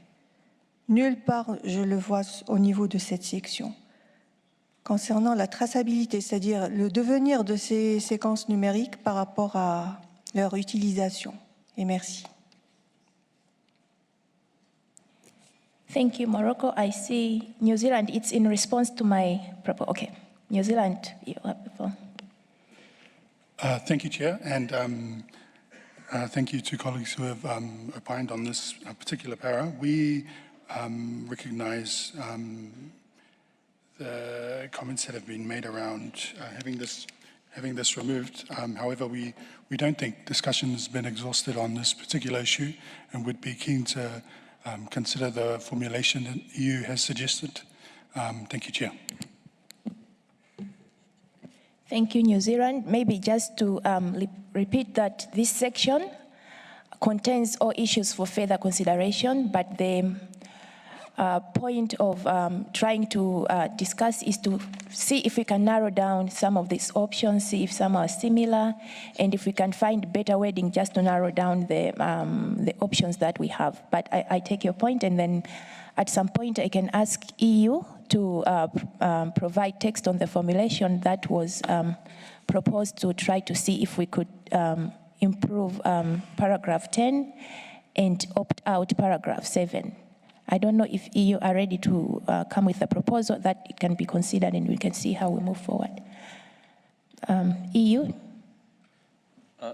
Thank you. I mean, on para 7, I mean, what I said was an alternative formulation to, if we wanted to keep para 7, was to say whether access to digital sequence information as a trigger point could meet the criteria in paragraphs 9 and 10. That was the alternative formulation that I had, but I listened and I heard there's a lot of support for the deletion of that paragraph altogether. So that's here for consideration, but we are happy to go along. On the issue related to paragraph 10, you will remember that we had said we should try to merge 5 and 8, after which the UK came and said 9 and 10 could also be streamlined because they are essentially all talking about the same thing. So I'd be interested to work perhaps further in that direction, because when you actually read 5, 8, 9 and 10, they actually really deal about the same thing. Now, I think that the issue is that probably 9, in my mind, could stand as a separate item because that's a slightly different issue. But clearly 10, 5 and 8 are actually sort of talking about the same thing. Now, it's really the question of the definition of users as opposed to use generation of revenue, which I think one describes a category of entities, whereas the other describes an activity. The question is whether we would focus on activity or on the persons or entities undertaking the activity in that regard. So we have, with 10 is entities, 5 and 8 describe the activity. So probably from our point of view, we would say that 5 covers fully the concepts contained in 8. So 5 could stand and 8 could be deleted. And in a way, from my point of view, 9 is a clear question for discussion, because commercialization can actually be in stages and have several actors in that regard. So maybe that could stand. And then we'll see whether, in view of the merged or the new 5, whether we do need 10 as overall. So that would be my proposal in that regard. Thank you.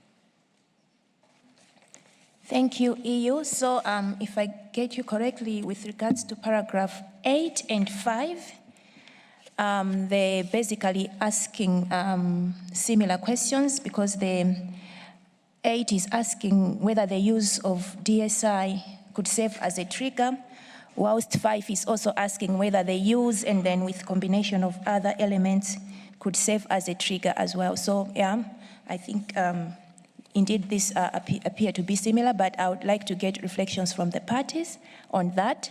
But also, as you respond, also want to get your reflections on paragraph 7, as well as the other paragraphs that have been proposed for improvement. So I'll now give the floor to Japan, followed by Philippines. Japan, you have the floor.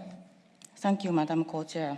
On paragraph 5, the word use, whether the use seems unclear, so maybe this word use could be elaborated in future discussions. On paragraph 7, we support the deletion of this paragraph. On paragraph 8, we also support the deletion of paragraph 8 because they are talking about the same thing and not quite clear enough. On paragraph 9, some parties pointed out agreed classes. It will take enormous time to reach an agreement on what agreed classes means. So we propose the deletion of agreed classes. Another word, commercializers. We think this word commercializers is a bit not quite appropriate. We would propose, instead of commercializers, maybe we can say all players of private sector could be potential contributors to the mechanism.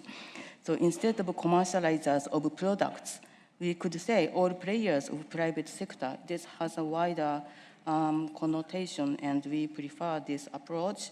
That's the paragraph 9. Then on paragraph 11, we need to think about, we have to finish this work by COP16, so we need to be realistic.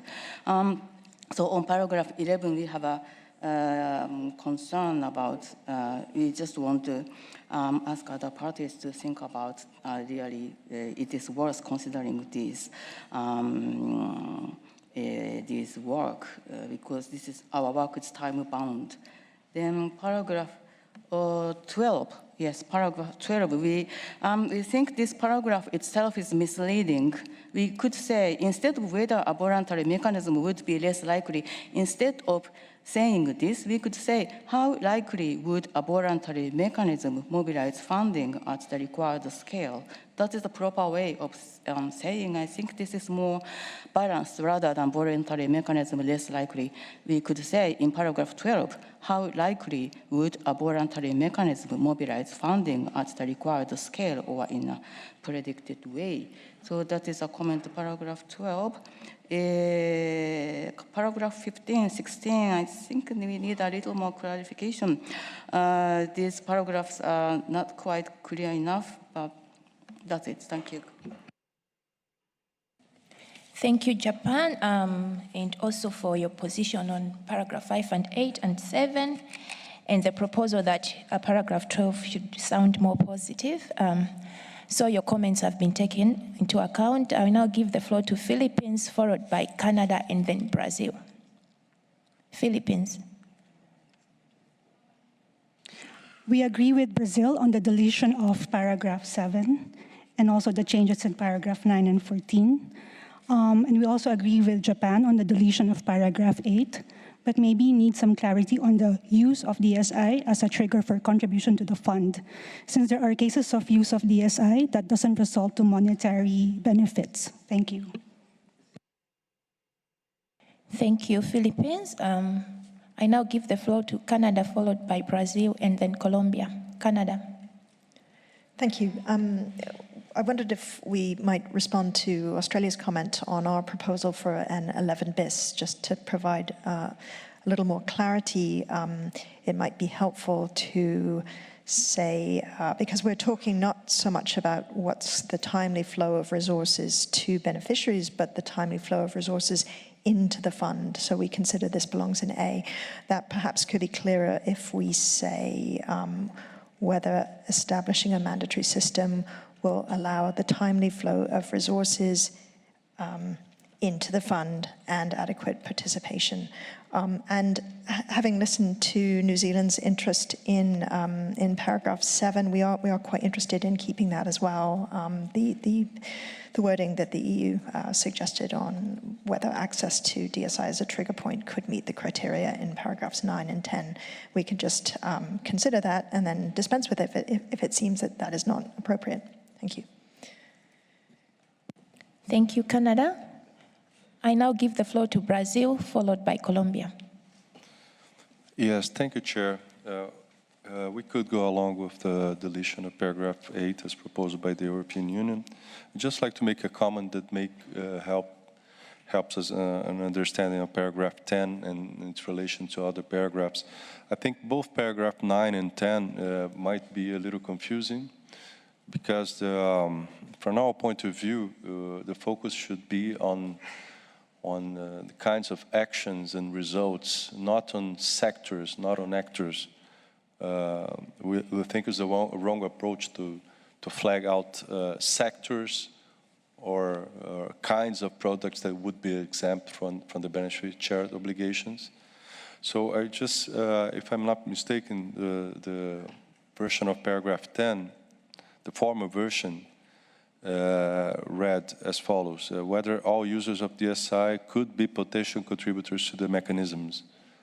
That means without reference to the which generate benefits. So that points out to the fact that the original purpose of this paragraph is just to open a discussion of whether would be convenient to have different rules for different sectors of users for benefit share obligation. That's the focus. Now, if you, when the mention to users of DSI with generate benefits was included, that we lost some of the focus. So my proposal would be to keep the original focus, because I think here in this paragraph, as it stands, we are mixing actually two different kinds of issues. So maybe this could be a way forward, just to delete the whether all users of DSI which generate benefits, delete the which generate benefits, because then it would read whether all users of DSI could be potential contributors to the mechanism. And then flags out that the discussion is about whether or not we should identify specific sector to be excluded. From our point of view, we already made it clear that we don't think it's the case. But I understand that other parties may have different ideas on this regard, so we still need to further discussion on that. Thank you. Thank you, Brazil. I think that was very clear in terms of trying to move us forward on the paragraphs that are similar. I now have Colombia, followed by Argentina. Thank you, Co-Chair. To follow the spirit of Brazil, the idea is to move things forward and to clarify things. I believe that there are some paragraphs that, if they can be fused, it could just clarify a bunch of things that needs to be addressed. For example, I mean, right now only come to mind the 5, 8, 9, and 10. They all sort of share similar things. We would like to make like a special provision or a special care when we fuse them, is that we would prefer that the contributions to the fund depends on the commercialization. Commercialization, I mean, it requires more discussion because not all commercialization is the same. The same goes for the different stages of the development of the different products. But we do not think that basic research should contribute to the fund. If the research has, in the end, something that has to do with commercialization, and even in those cases, if they develop a product, it may take time and the necessities of the markets, and that just opens a bunch of different discussions. So focus mainly on the commercialization, on the actual final product, and not on the basic research, because we think that we should leave them alone. Thank you. Thank you. I'll have Argentina, then EU. Then after that, we'll go back to some of the proposals that were made and where we saw no objection and see if we could at least narrow down on some of the issues. So Argentina followed by EU, then we'll go back to some of the paragraphs. Thank you. Muchas gracias, Presidenta. En relación al párrafo 8, whether the use of digital sequence information on genetic resources could serve as a trigger. Si no se conserva en esta sección, en este clúster, me gustaría que pueda ser incluido en el clúster sobre non-monetary benefit sharing. Podría, como yo mencioné ayer, me parece que esto podría ser considerado para puntos como, por ejemplo, la colaboración científica y podría ser un punto para analizar en el clúster que analizaremos más tarde. Gracias.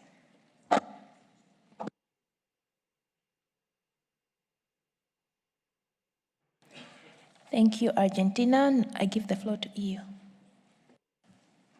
Thank you, Chair. Listening very carefully to what is proposed, I think just to summarize, at least for my understanding, that I reiterate that paragraph 5 covers both the use and generation of revenue, so it covers the contents of 5 and 8, and we continue to believe that 8 should be deleted, therefore, because the content is fully covered. I think, again, 7 is sort of the question. We are open to delete it or to amend it as we had proposed initially, but we're fine to delete it. I think that the Brazilian proposal on paragraph 10 is interesting. It would be important to understand whether the paragraph 9 is a paragraph to be maintained or not, or whether Brazil is also, by changing paragraph 10, would also see that paragraph 9 becomes superfluous in that regard. So I think that to understanding, we are not comfortable with the Japanese proposal for changes in paragraph 9, though. We retain the proposal that paragraph 11, we're talking about whether establishing a mandatory mechanism would require a new treaty. I think that's the way how it should be. Listening to Uganda, I think we agree with him that the reference to governments in paragraph 14 should be maintained. I think we can have both. We have governments and donors. And I think that is something that would make it more complete. Thank you. Thank you, EU. Before I move on to the list, I just wanted at least to allow us to conclude on some possible areas. So the first one is on paragraph 5 and 8. Considering that paragraph 8 talks about whether the use of digital sequence information could serve as a trigger, and then paragraph 5 also talks about the same, although it includes some more elements, so it still captures what is in paragraph 8. So could we agree to having a deletion of paragraph 8 and retaining paragraph 5, noting that whatever is addressed in paragraph 8 now is also included in paragraph 5 to reduce maybe the redundancies? Any objection on that? Argentina. Muchas gracias. Estoy de acuerdo con eliminar el párrafo 8 siempre y en cuanto pase al clúster non-monetary benefit sharing. Gracias. Thank you, Argentina. I take it that you agree, and when we go to that section, you are free to introduce it wherever you see fit. Okay. So for now, you agree to the deletion of...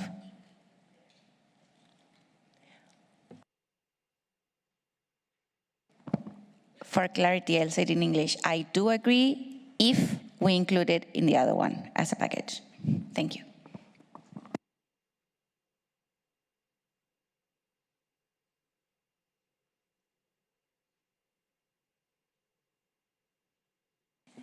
Okay, Argentina, that is noted.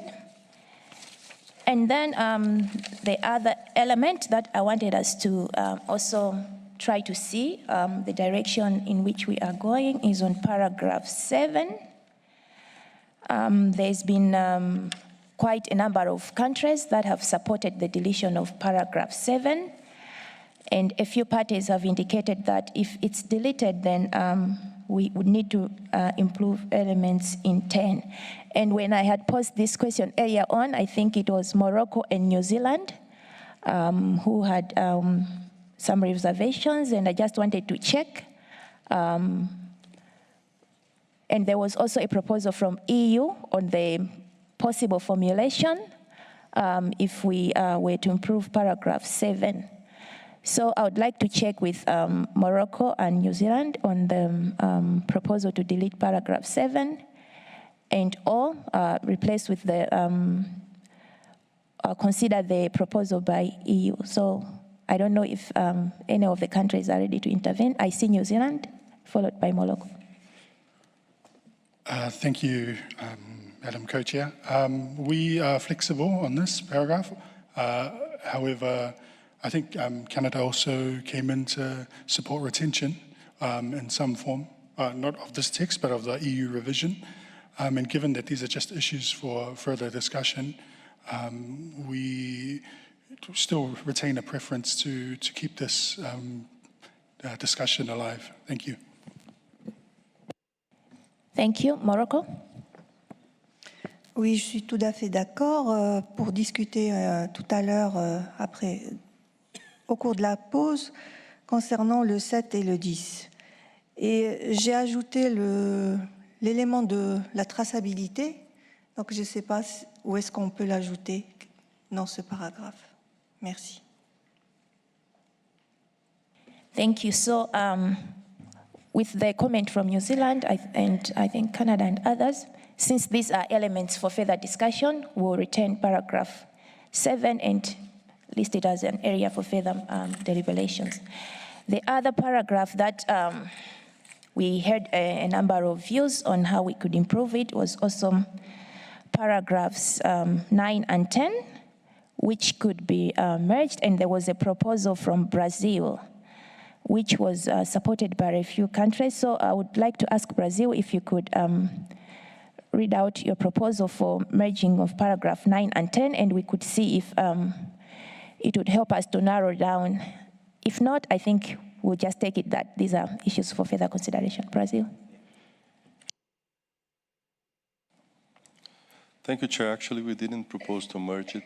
We could think about it, but not. I don't have a proposal at this moment right now. We do think it's important to keep the elements that are in paragraph 9. Thank you.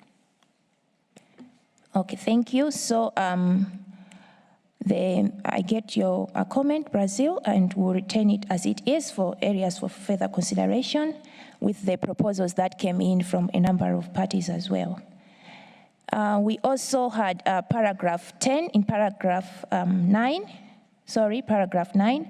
we had a phrase of agreed classes, which I think a lot of parties felt uncomfortable with and proposed its deletion.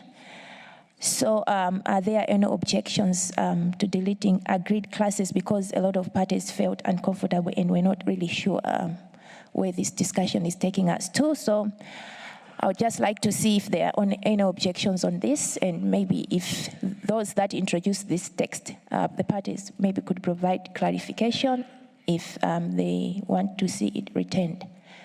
So maybe by show of hands, since I already have a list here, is there any objection to deleting the reference to agreed classes in paragraph 9? Okay. I don't see any objection, so maybe we can improve paragraph 9 in that way by deleting agreed classes. On paragraph 14, there is a proposal to have a reference to both governments and donors. And I saw that it was a proposal from Uganda supported by the EU, and I don't know if that is agreeable by all. But since these are elements for further discussion, I think we'll not go into who opposes or who agrees, but just to mention that that was also one of the substantial contributions on this paragraph. And we also, of course, had proposals about 11Bs from Canada and others. So I'll go back to my list. It was just to take stock of some of the elements and how we have worked on them. But now I'll proceed. I have Indonesia, followed by EU, then UK. Indonesia. Thank you, Madam Co-Chair. Thank you for your guidance. We agreed that we need more time to discuss Para 7. And we thank you that we still there for the time being. And for 11, we were thinking that maybe in addition to the question of whether the new treaty whether this mechanism should be a new treaty or not, perhaps we could also consider whether the treaty should be mandatory or voluntary.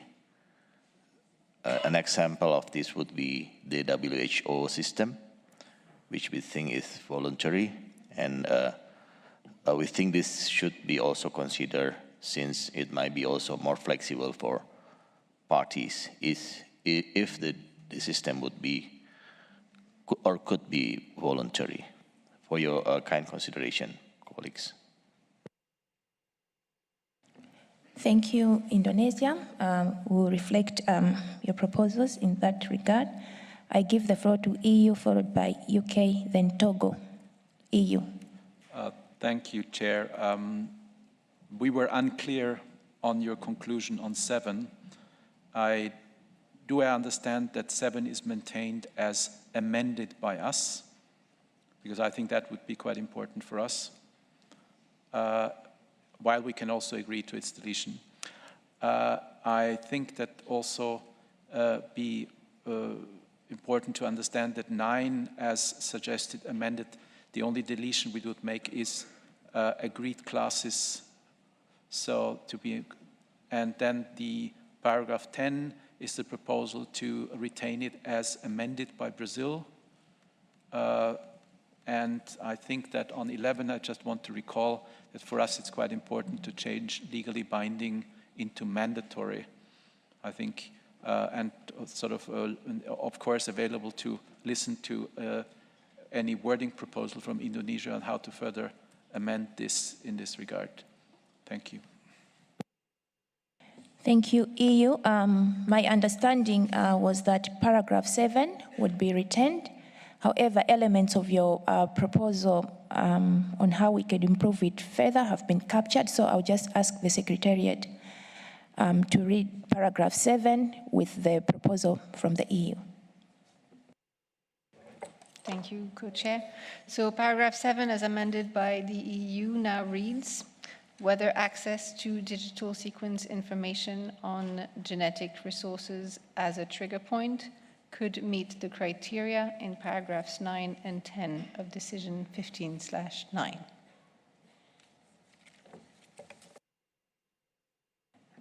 Thank you. So that's the proposal for the improvement of paragraph 7 as from the EU.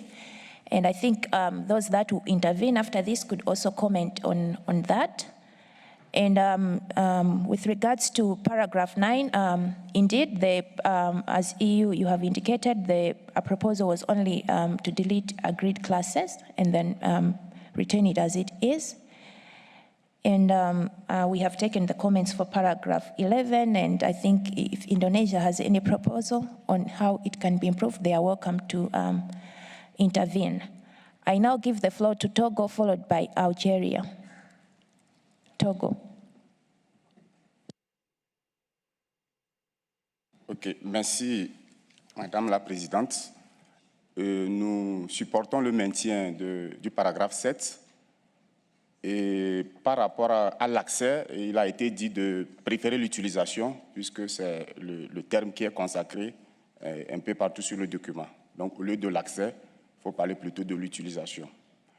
Nous soutenons aussi la proposition faite par le Brésil au niveau du paragraphe 10, qui avait fait une reformulation en supprimant qui produit des avantages et en reformulant comme suit: si tous les utilisateurs de l'ICN pourraient contribuer au mécanisme. Je crois bien que c'est ce que le Brésil a proposé et nous soutenons cette proposition. Merci, Madame la coprésidente. Thank you, Togo. I'll give the floor to Algeria, and for those that are intervening for paragraph 7, if you could also comment on the EU proposal as well. Algeria, followed by Argentina. Algeria. Thank you, Madam Co-Chair. So regarding the para 7, so we support maintain para 7, whether payment for access, so payment should be maintained. Regarding the 8, regarding the para 10, we think that all users that make benefits on using DSI must contribute to the mechanism. Regarding the para 14, donors should be added, but we support that government should be maintained also. And we suggest an addition is that with government, we suggest to add the level of country development to this para. And finally, I will end with para 18. We think that this point should be further discussed, and we support Chogo suggestion. Thank you, Madam Co-Chair. Thank you, Algeria.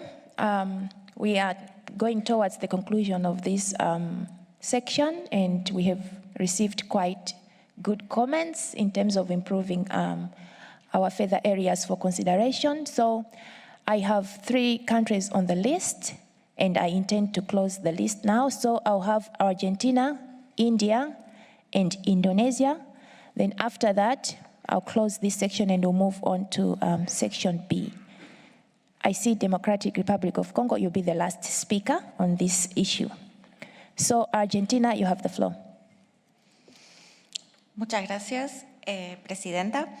Me gustaría acordar con el comentario hecho por Indonesia respecto al párrafo 11. Y en este sentido me gustaría proponer un intento de lenguaje para expresar esta idea para futuras reflexiones. La voy a mencionar en inglés. How to create legally binding benefit sharing obligations on the use of DSI, regardless of the institutional arrangements of the mechanism.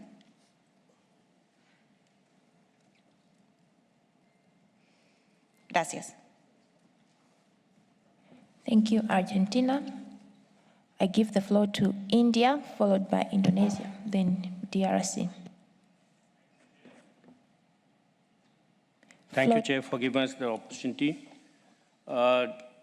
Just to summarize our interventions regarding point number 3, I think it should be clubbed with the point number 18, as has been mentioned by previous speakers, and then we can discuss this together in the group which you have just mentioned that will be constituted.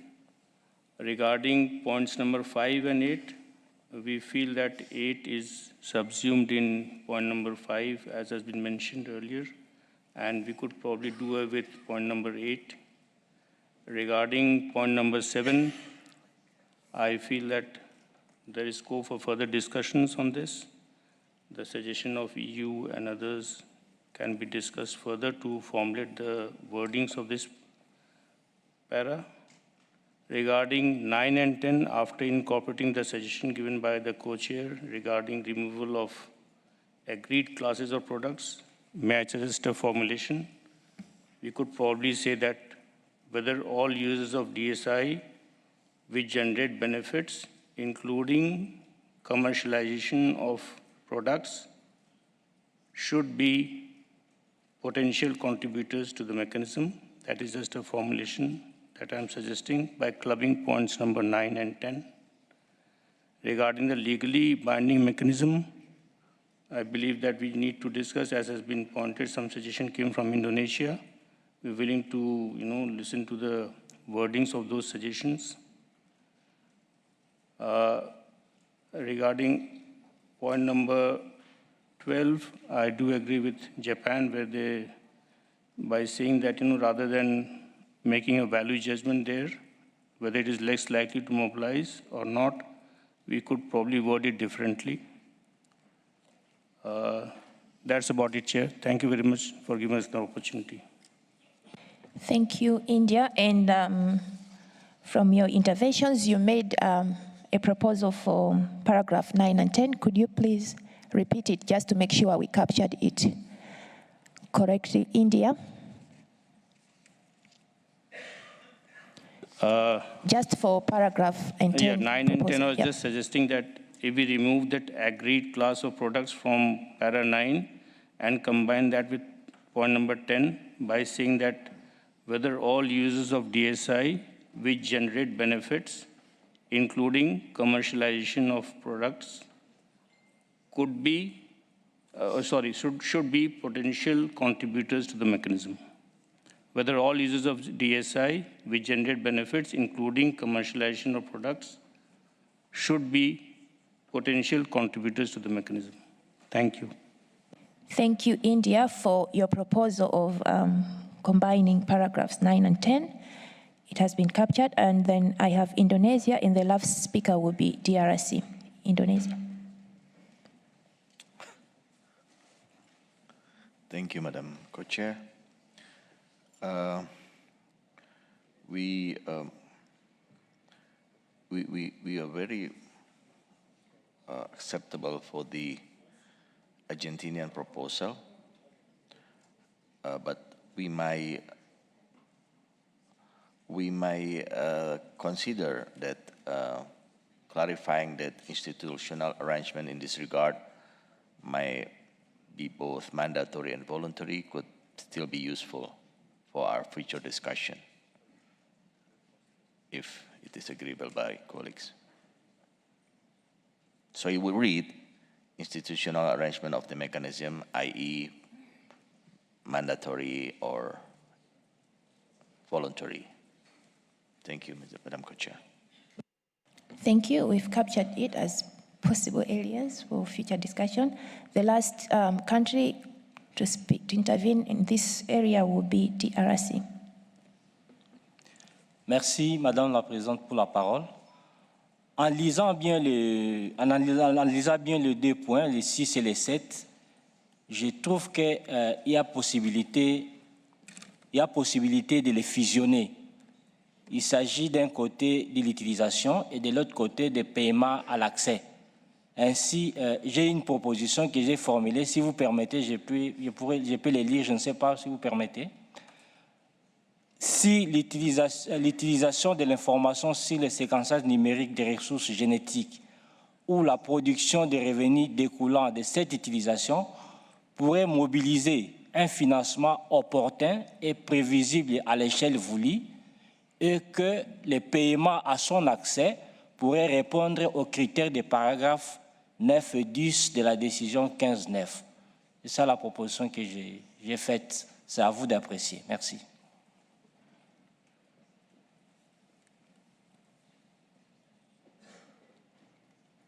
DRC, if you could repeat, and then I think we'll just ask you to forward us the proposal so that we capture it clearly, but you can repeat it slowly Okay. for others to also get it. Okay.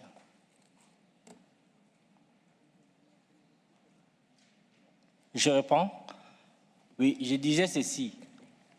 Si l'utilisation de l'information sur le séquençage numérique des ressources génétiques ou la production des revenus découlant de cette utilisation pourrait mobiliser un financement opportun et prévisible à l'échelle voulue et que le paiement à son accès pourrait répondre aux critères des paragraphes 9 et 10 de la décision 15-9. C'est bon? It's okay? Yeah, it's clear. Thank you. So that concludes our interventions on this section, and thank you very much. I think we managed to improve and narrow down on some aspects, but also get clarification on some of the elements for possible future discussion. So thank you. I'll hand over to my co-chair to take us to the next segment. Thanks. Thank you very much, Co-Chair. Thank you, everybody. That was a very good discussion. It's our hardest cluster, I think, so we always imagine it will be the longest cluster. I'm absolutely certain that we will get through the remaining clusters nice and quickly. So I'll open discussion on Cluster B. I'm happy to take interventions which cover all of the clusters. High-level comments on all of the paragraphs in a row will be very welcome. I think we'll move quickly that way. You don't need to speak in support of each other's interventions unless I ask you to. Let's cover the material as quickly as we can, and then let's get some lunch. Who'd like to go first?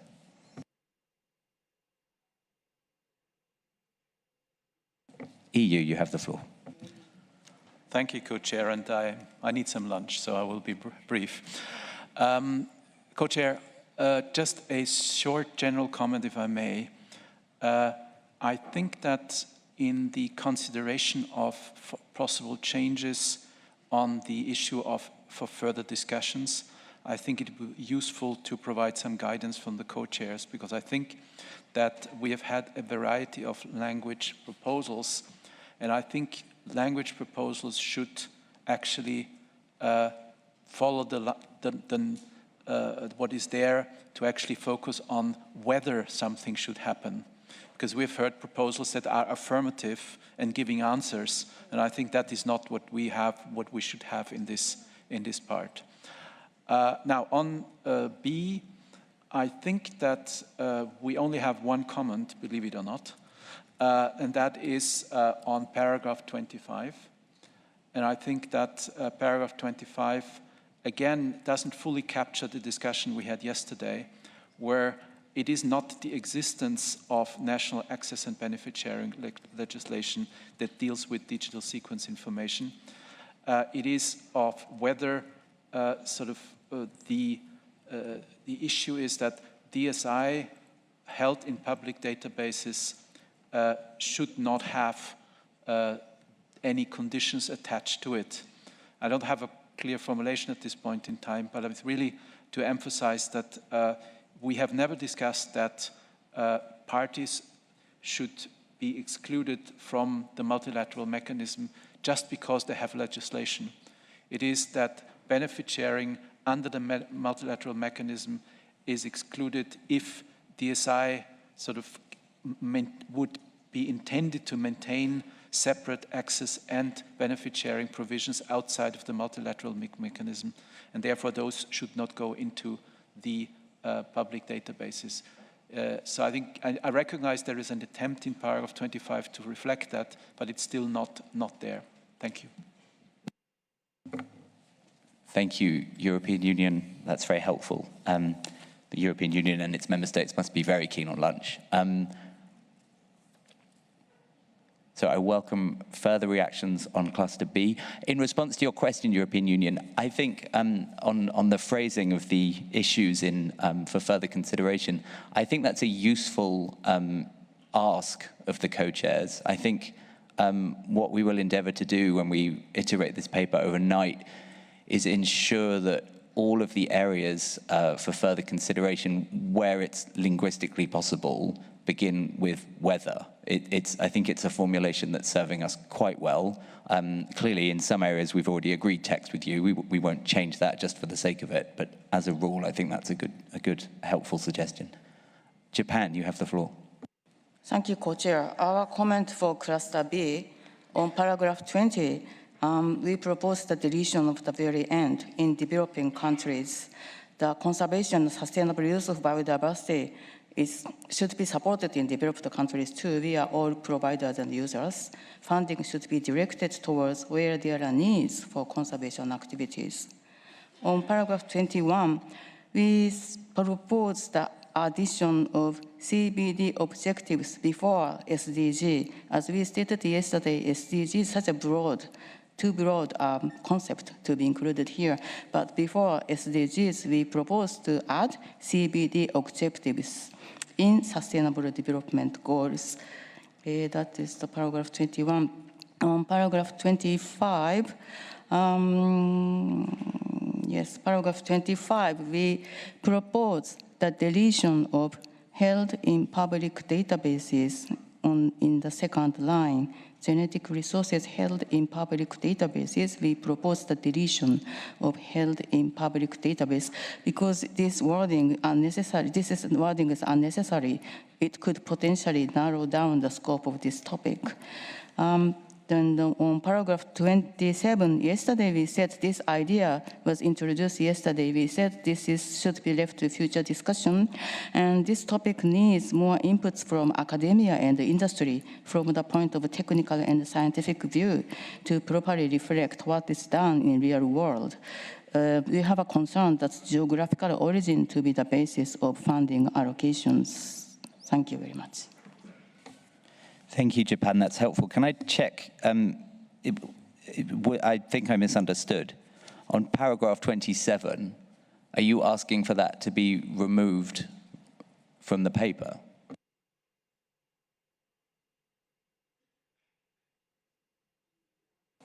We are not quite comfortable. We think it is too far. But if we just want to ask the opinions of other parties, then we decide. Thanks.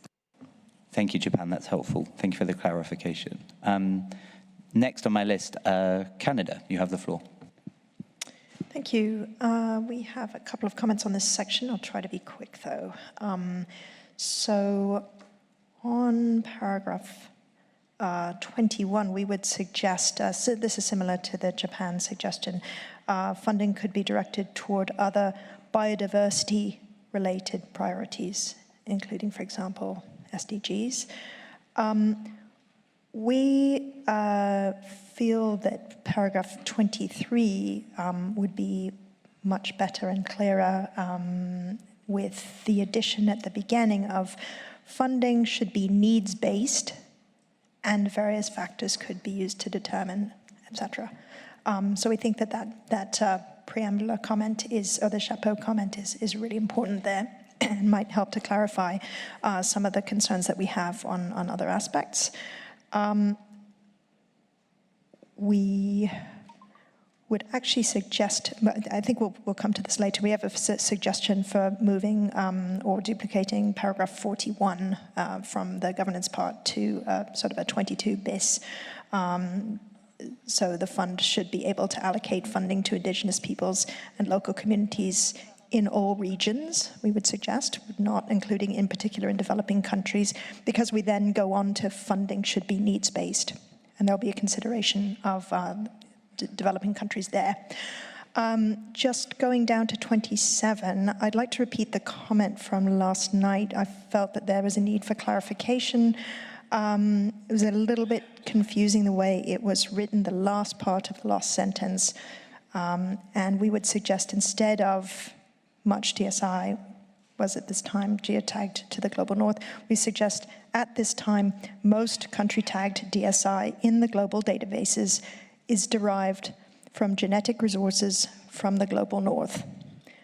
That's the current situation. That DSI comes from those countries. So we just like that to be a little bit more accurate and less potentially misleading. Thank you. Thank you, Canada. I'll sum up all the interventions in a moment, but could you repeat that last text for us? Thank you. So delete much digital sequence information, blah, blah, blah. And instead, at this time, most country tagged DSI in the global databases is derived from genetic resources from the global north. It's just a somewhat more accurate statement of that idea. Thank you. Thank you, Canada. So next on my list, we'll come to in one moment, Namibia and Cote d'Ivoire. But first, so far we have a suggestion in paragraph 20 to delete in developing countries. There's two suggestions for paragraph 21. They're both focused on the same thing, I think. So funding could be directed towards other biodiversity-related priorities or a reference to the CBD objectives. There's a suggestion from Canada in 23 for a new addition to the chapeau on funding should be needs-based. Some suggestions that paragraph 25 needs amendment. And then a query from our colleague in Japan as to whether paragraph 27 has support, and a suggestion to reword the end of 27. Welcome thoughts on all of those. Namibia, you have the floor. Thank you, Chair, for the floor. On paragraph 21, Africa has some reservation on the use of the word other related priorities. And this is because there is no clear definition of what this really means. So we are of the opinion that this could be further discussed, and we are considering the proposal by Japan to introduce CBD objectives and what Canada has proposed to add other biodiversity-related priorities. So we will be able to give clear guidance on that. On the factors to be used to determine the level of funding allocated, that will be on paragraph 23. We do not agree with using the level of development of the country as one of the criteria. And this is primarily based on the fact that there are various ways that development is assessed. And we believe that some countries could lose out based on the type of assessment that is considered. Additionally, we do not agree with the use of the ability of the project or the ability of the country to absorb the relevant funding to be one of the criteria used in allocating funding. However, we are willing to discuss this further if clarity is provided. We acknowledge that we will further discuss whether funding should be dispersed directly through country allocations, but we would like to propose to also include state parties as stakeholders who could receive funding from this mechanism, for these state parties to be able to contribute towards their efforts in conservation, biodiversity management, and sustainable use of biodiversity. Thank you, Chair.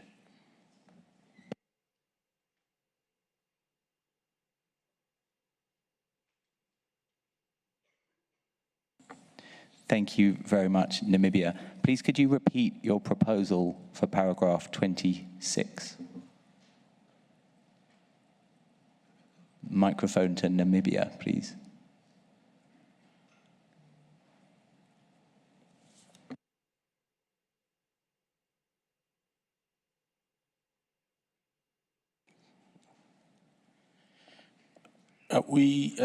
We don't have an exact proposal to modify paragraph 26, but we were thinking in terms of the stakeholders that are described who can benefit from the funds in terms of allocation, that we could include states as part of the stakeholders.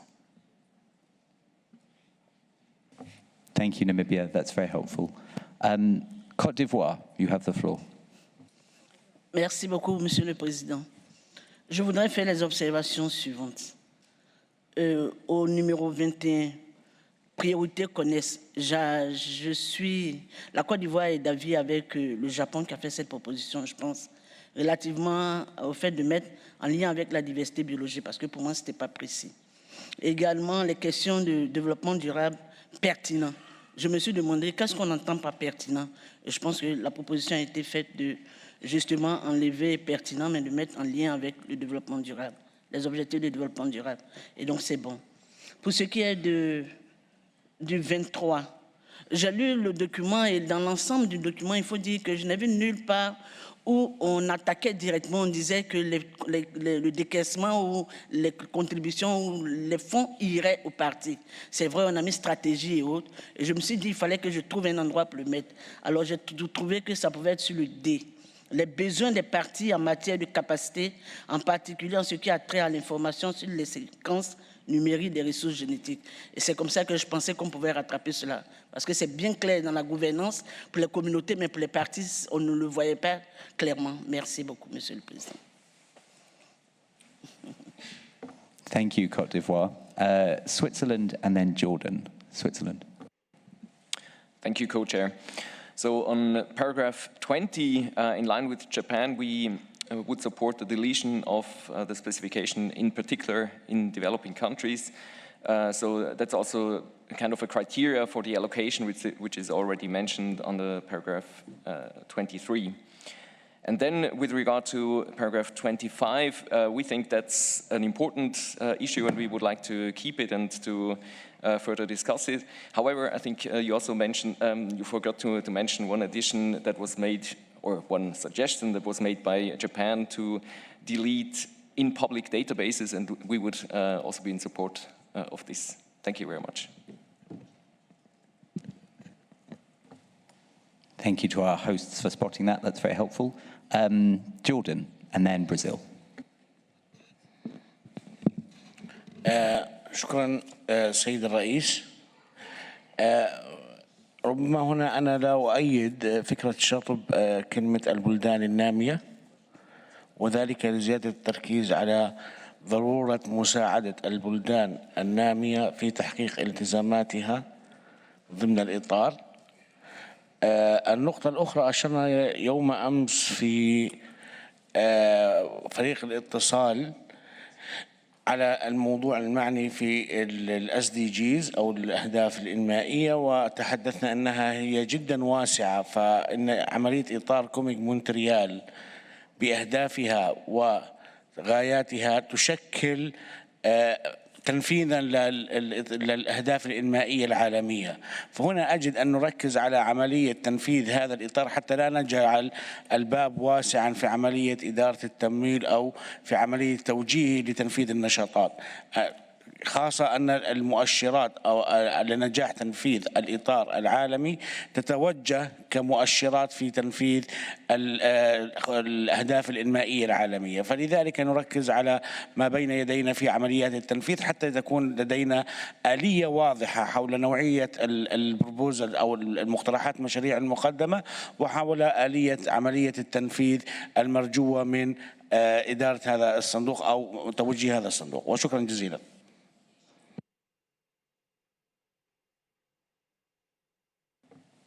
Thank you very much, Jordan. Brazil and then the UK. Thank you, Chair. I just want to make a comment that I think is relevant for some items in this section and many other sections as well. Brazil sees with a lot of concern attempts by some of the parties to present the field we're dealing with as if all parties would be somehow equal in terms of having the same capabilities. To be quite clear, when a party like Japan says that all countries are users and providers, this should not give us the idea that everyone has the same capabilities to be user and provider. It's a clear fact that developing countries hold the vast majority of the biodiversity in this planet. And this is a consideration that should be taken into account all over this document, not only in this section. And that's why we have consistently flagged this issue out, and we think that it should be mentioned whenever relevant. That's why we strongly oppose deletion of the mention, particularly in developing countries, in paragraph 20. There is an imbalance, and part of this whole discussion we are having here, and we'll keep on having in the next months, is to trying to correct imbalances. There is an imbalance in capabilities. There is an imbalance in needs and the capabilities to address those needs. We shouldn't present this this whole context as if everyone would have the same capabilities. So context is everything, and we need this context. This context is relevant. I'm making a general comment, but a particular paragraph 20. And I think this might apply to a lot of other mentions, because there are other mentions to the attention that shall be paid to developing countries. And I mean, this is as general as it gets. We could have requested to have a special mention to mega diverse countries, for instance. They're responsible for holding most of the world's biodiversity, but I think developing countries is wide enough. But even this mention, some parts want to be deleted, and this is not acceptable for us. On 23A, we would suggest including the self-identified needs of indigenous peoples and local communities. That was an element that we highlighted yesterday, and we heard no opposition on that. On 23F, we would request that the last part of the sentence be deleted,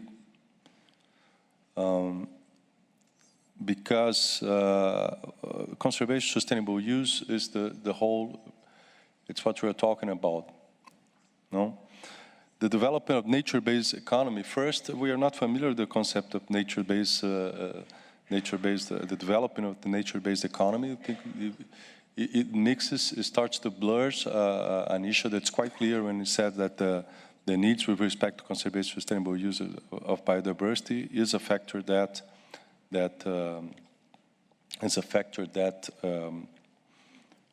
should be taken into account as to determine the level of funding allocated. Now, when you include the development of nature-based economy, that makes things a lot more blurred. And I don't even recall the mentioning to this concept, which are not familiar with. So we would request that the last part of the sentence be deleted. I think this.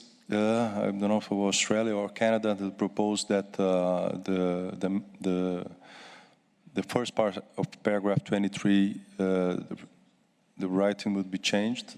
I don't remember exactly what is the proposal, but I do remember that the proposal tried to get into detail of the factors of the type of factors. Or make it more specific than it is right now, and I think we would like to leave it general as it is, because this is it's an umbrella paragraph intended to provide some options. Paragraph G, we do not see the added value of, sorry, 23G, we do not see the added value of this, so we would request to be deleted. On 24,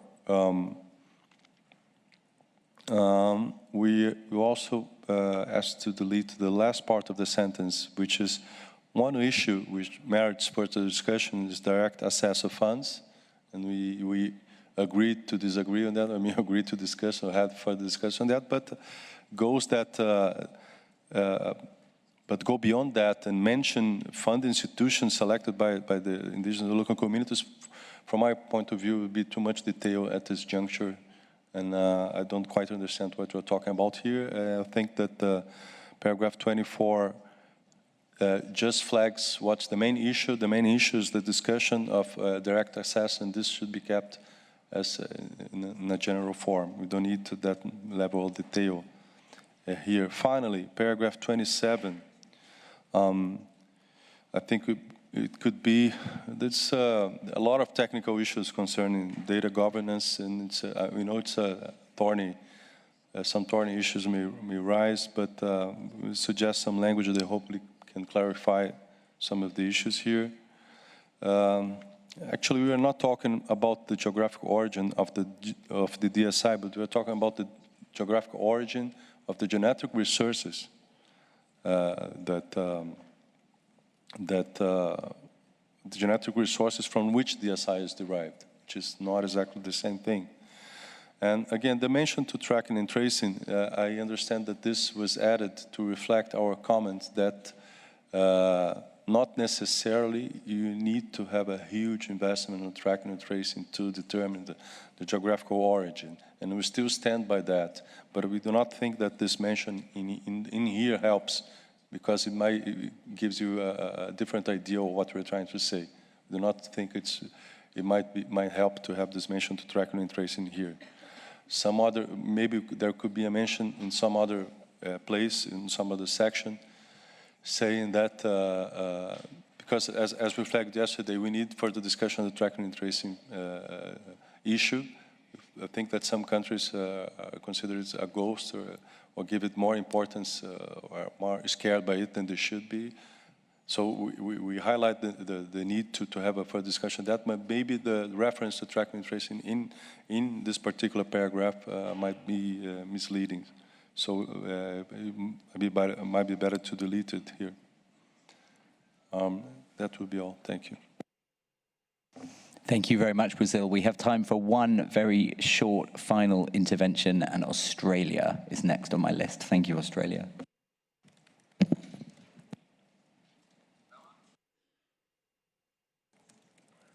Sorry, Chair. Thank you. I will be as brief as possible. I have, again, a list of things that we can raise. Firstly, we agree with the room who suggested that on 21, there needs to be a link to biodiversity conservation related SDGs or to the convention. We're not fussed either way, but we think that we need to be linked back to biodiversity.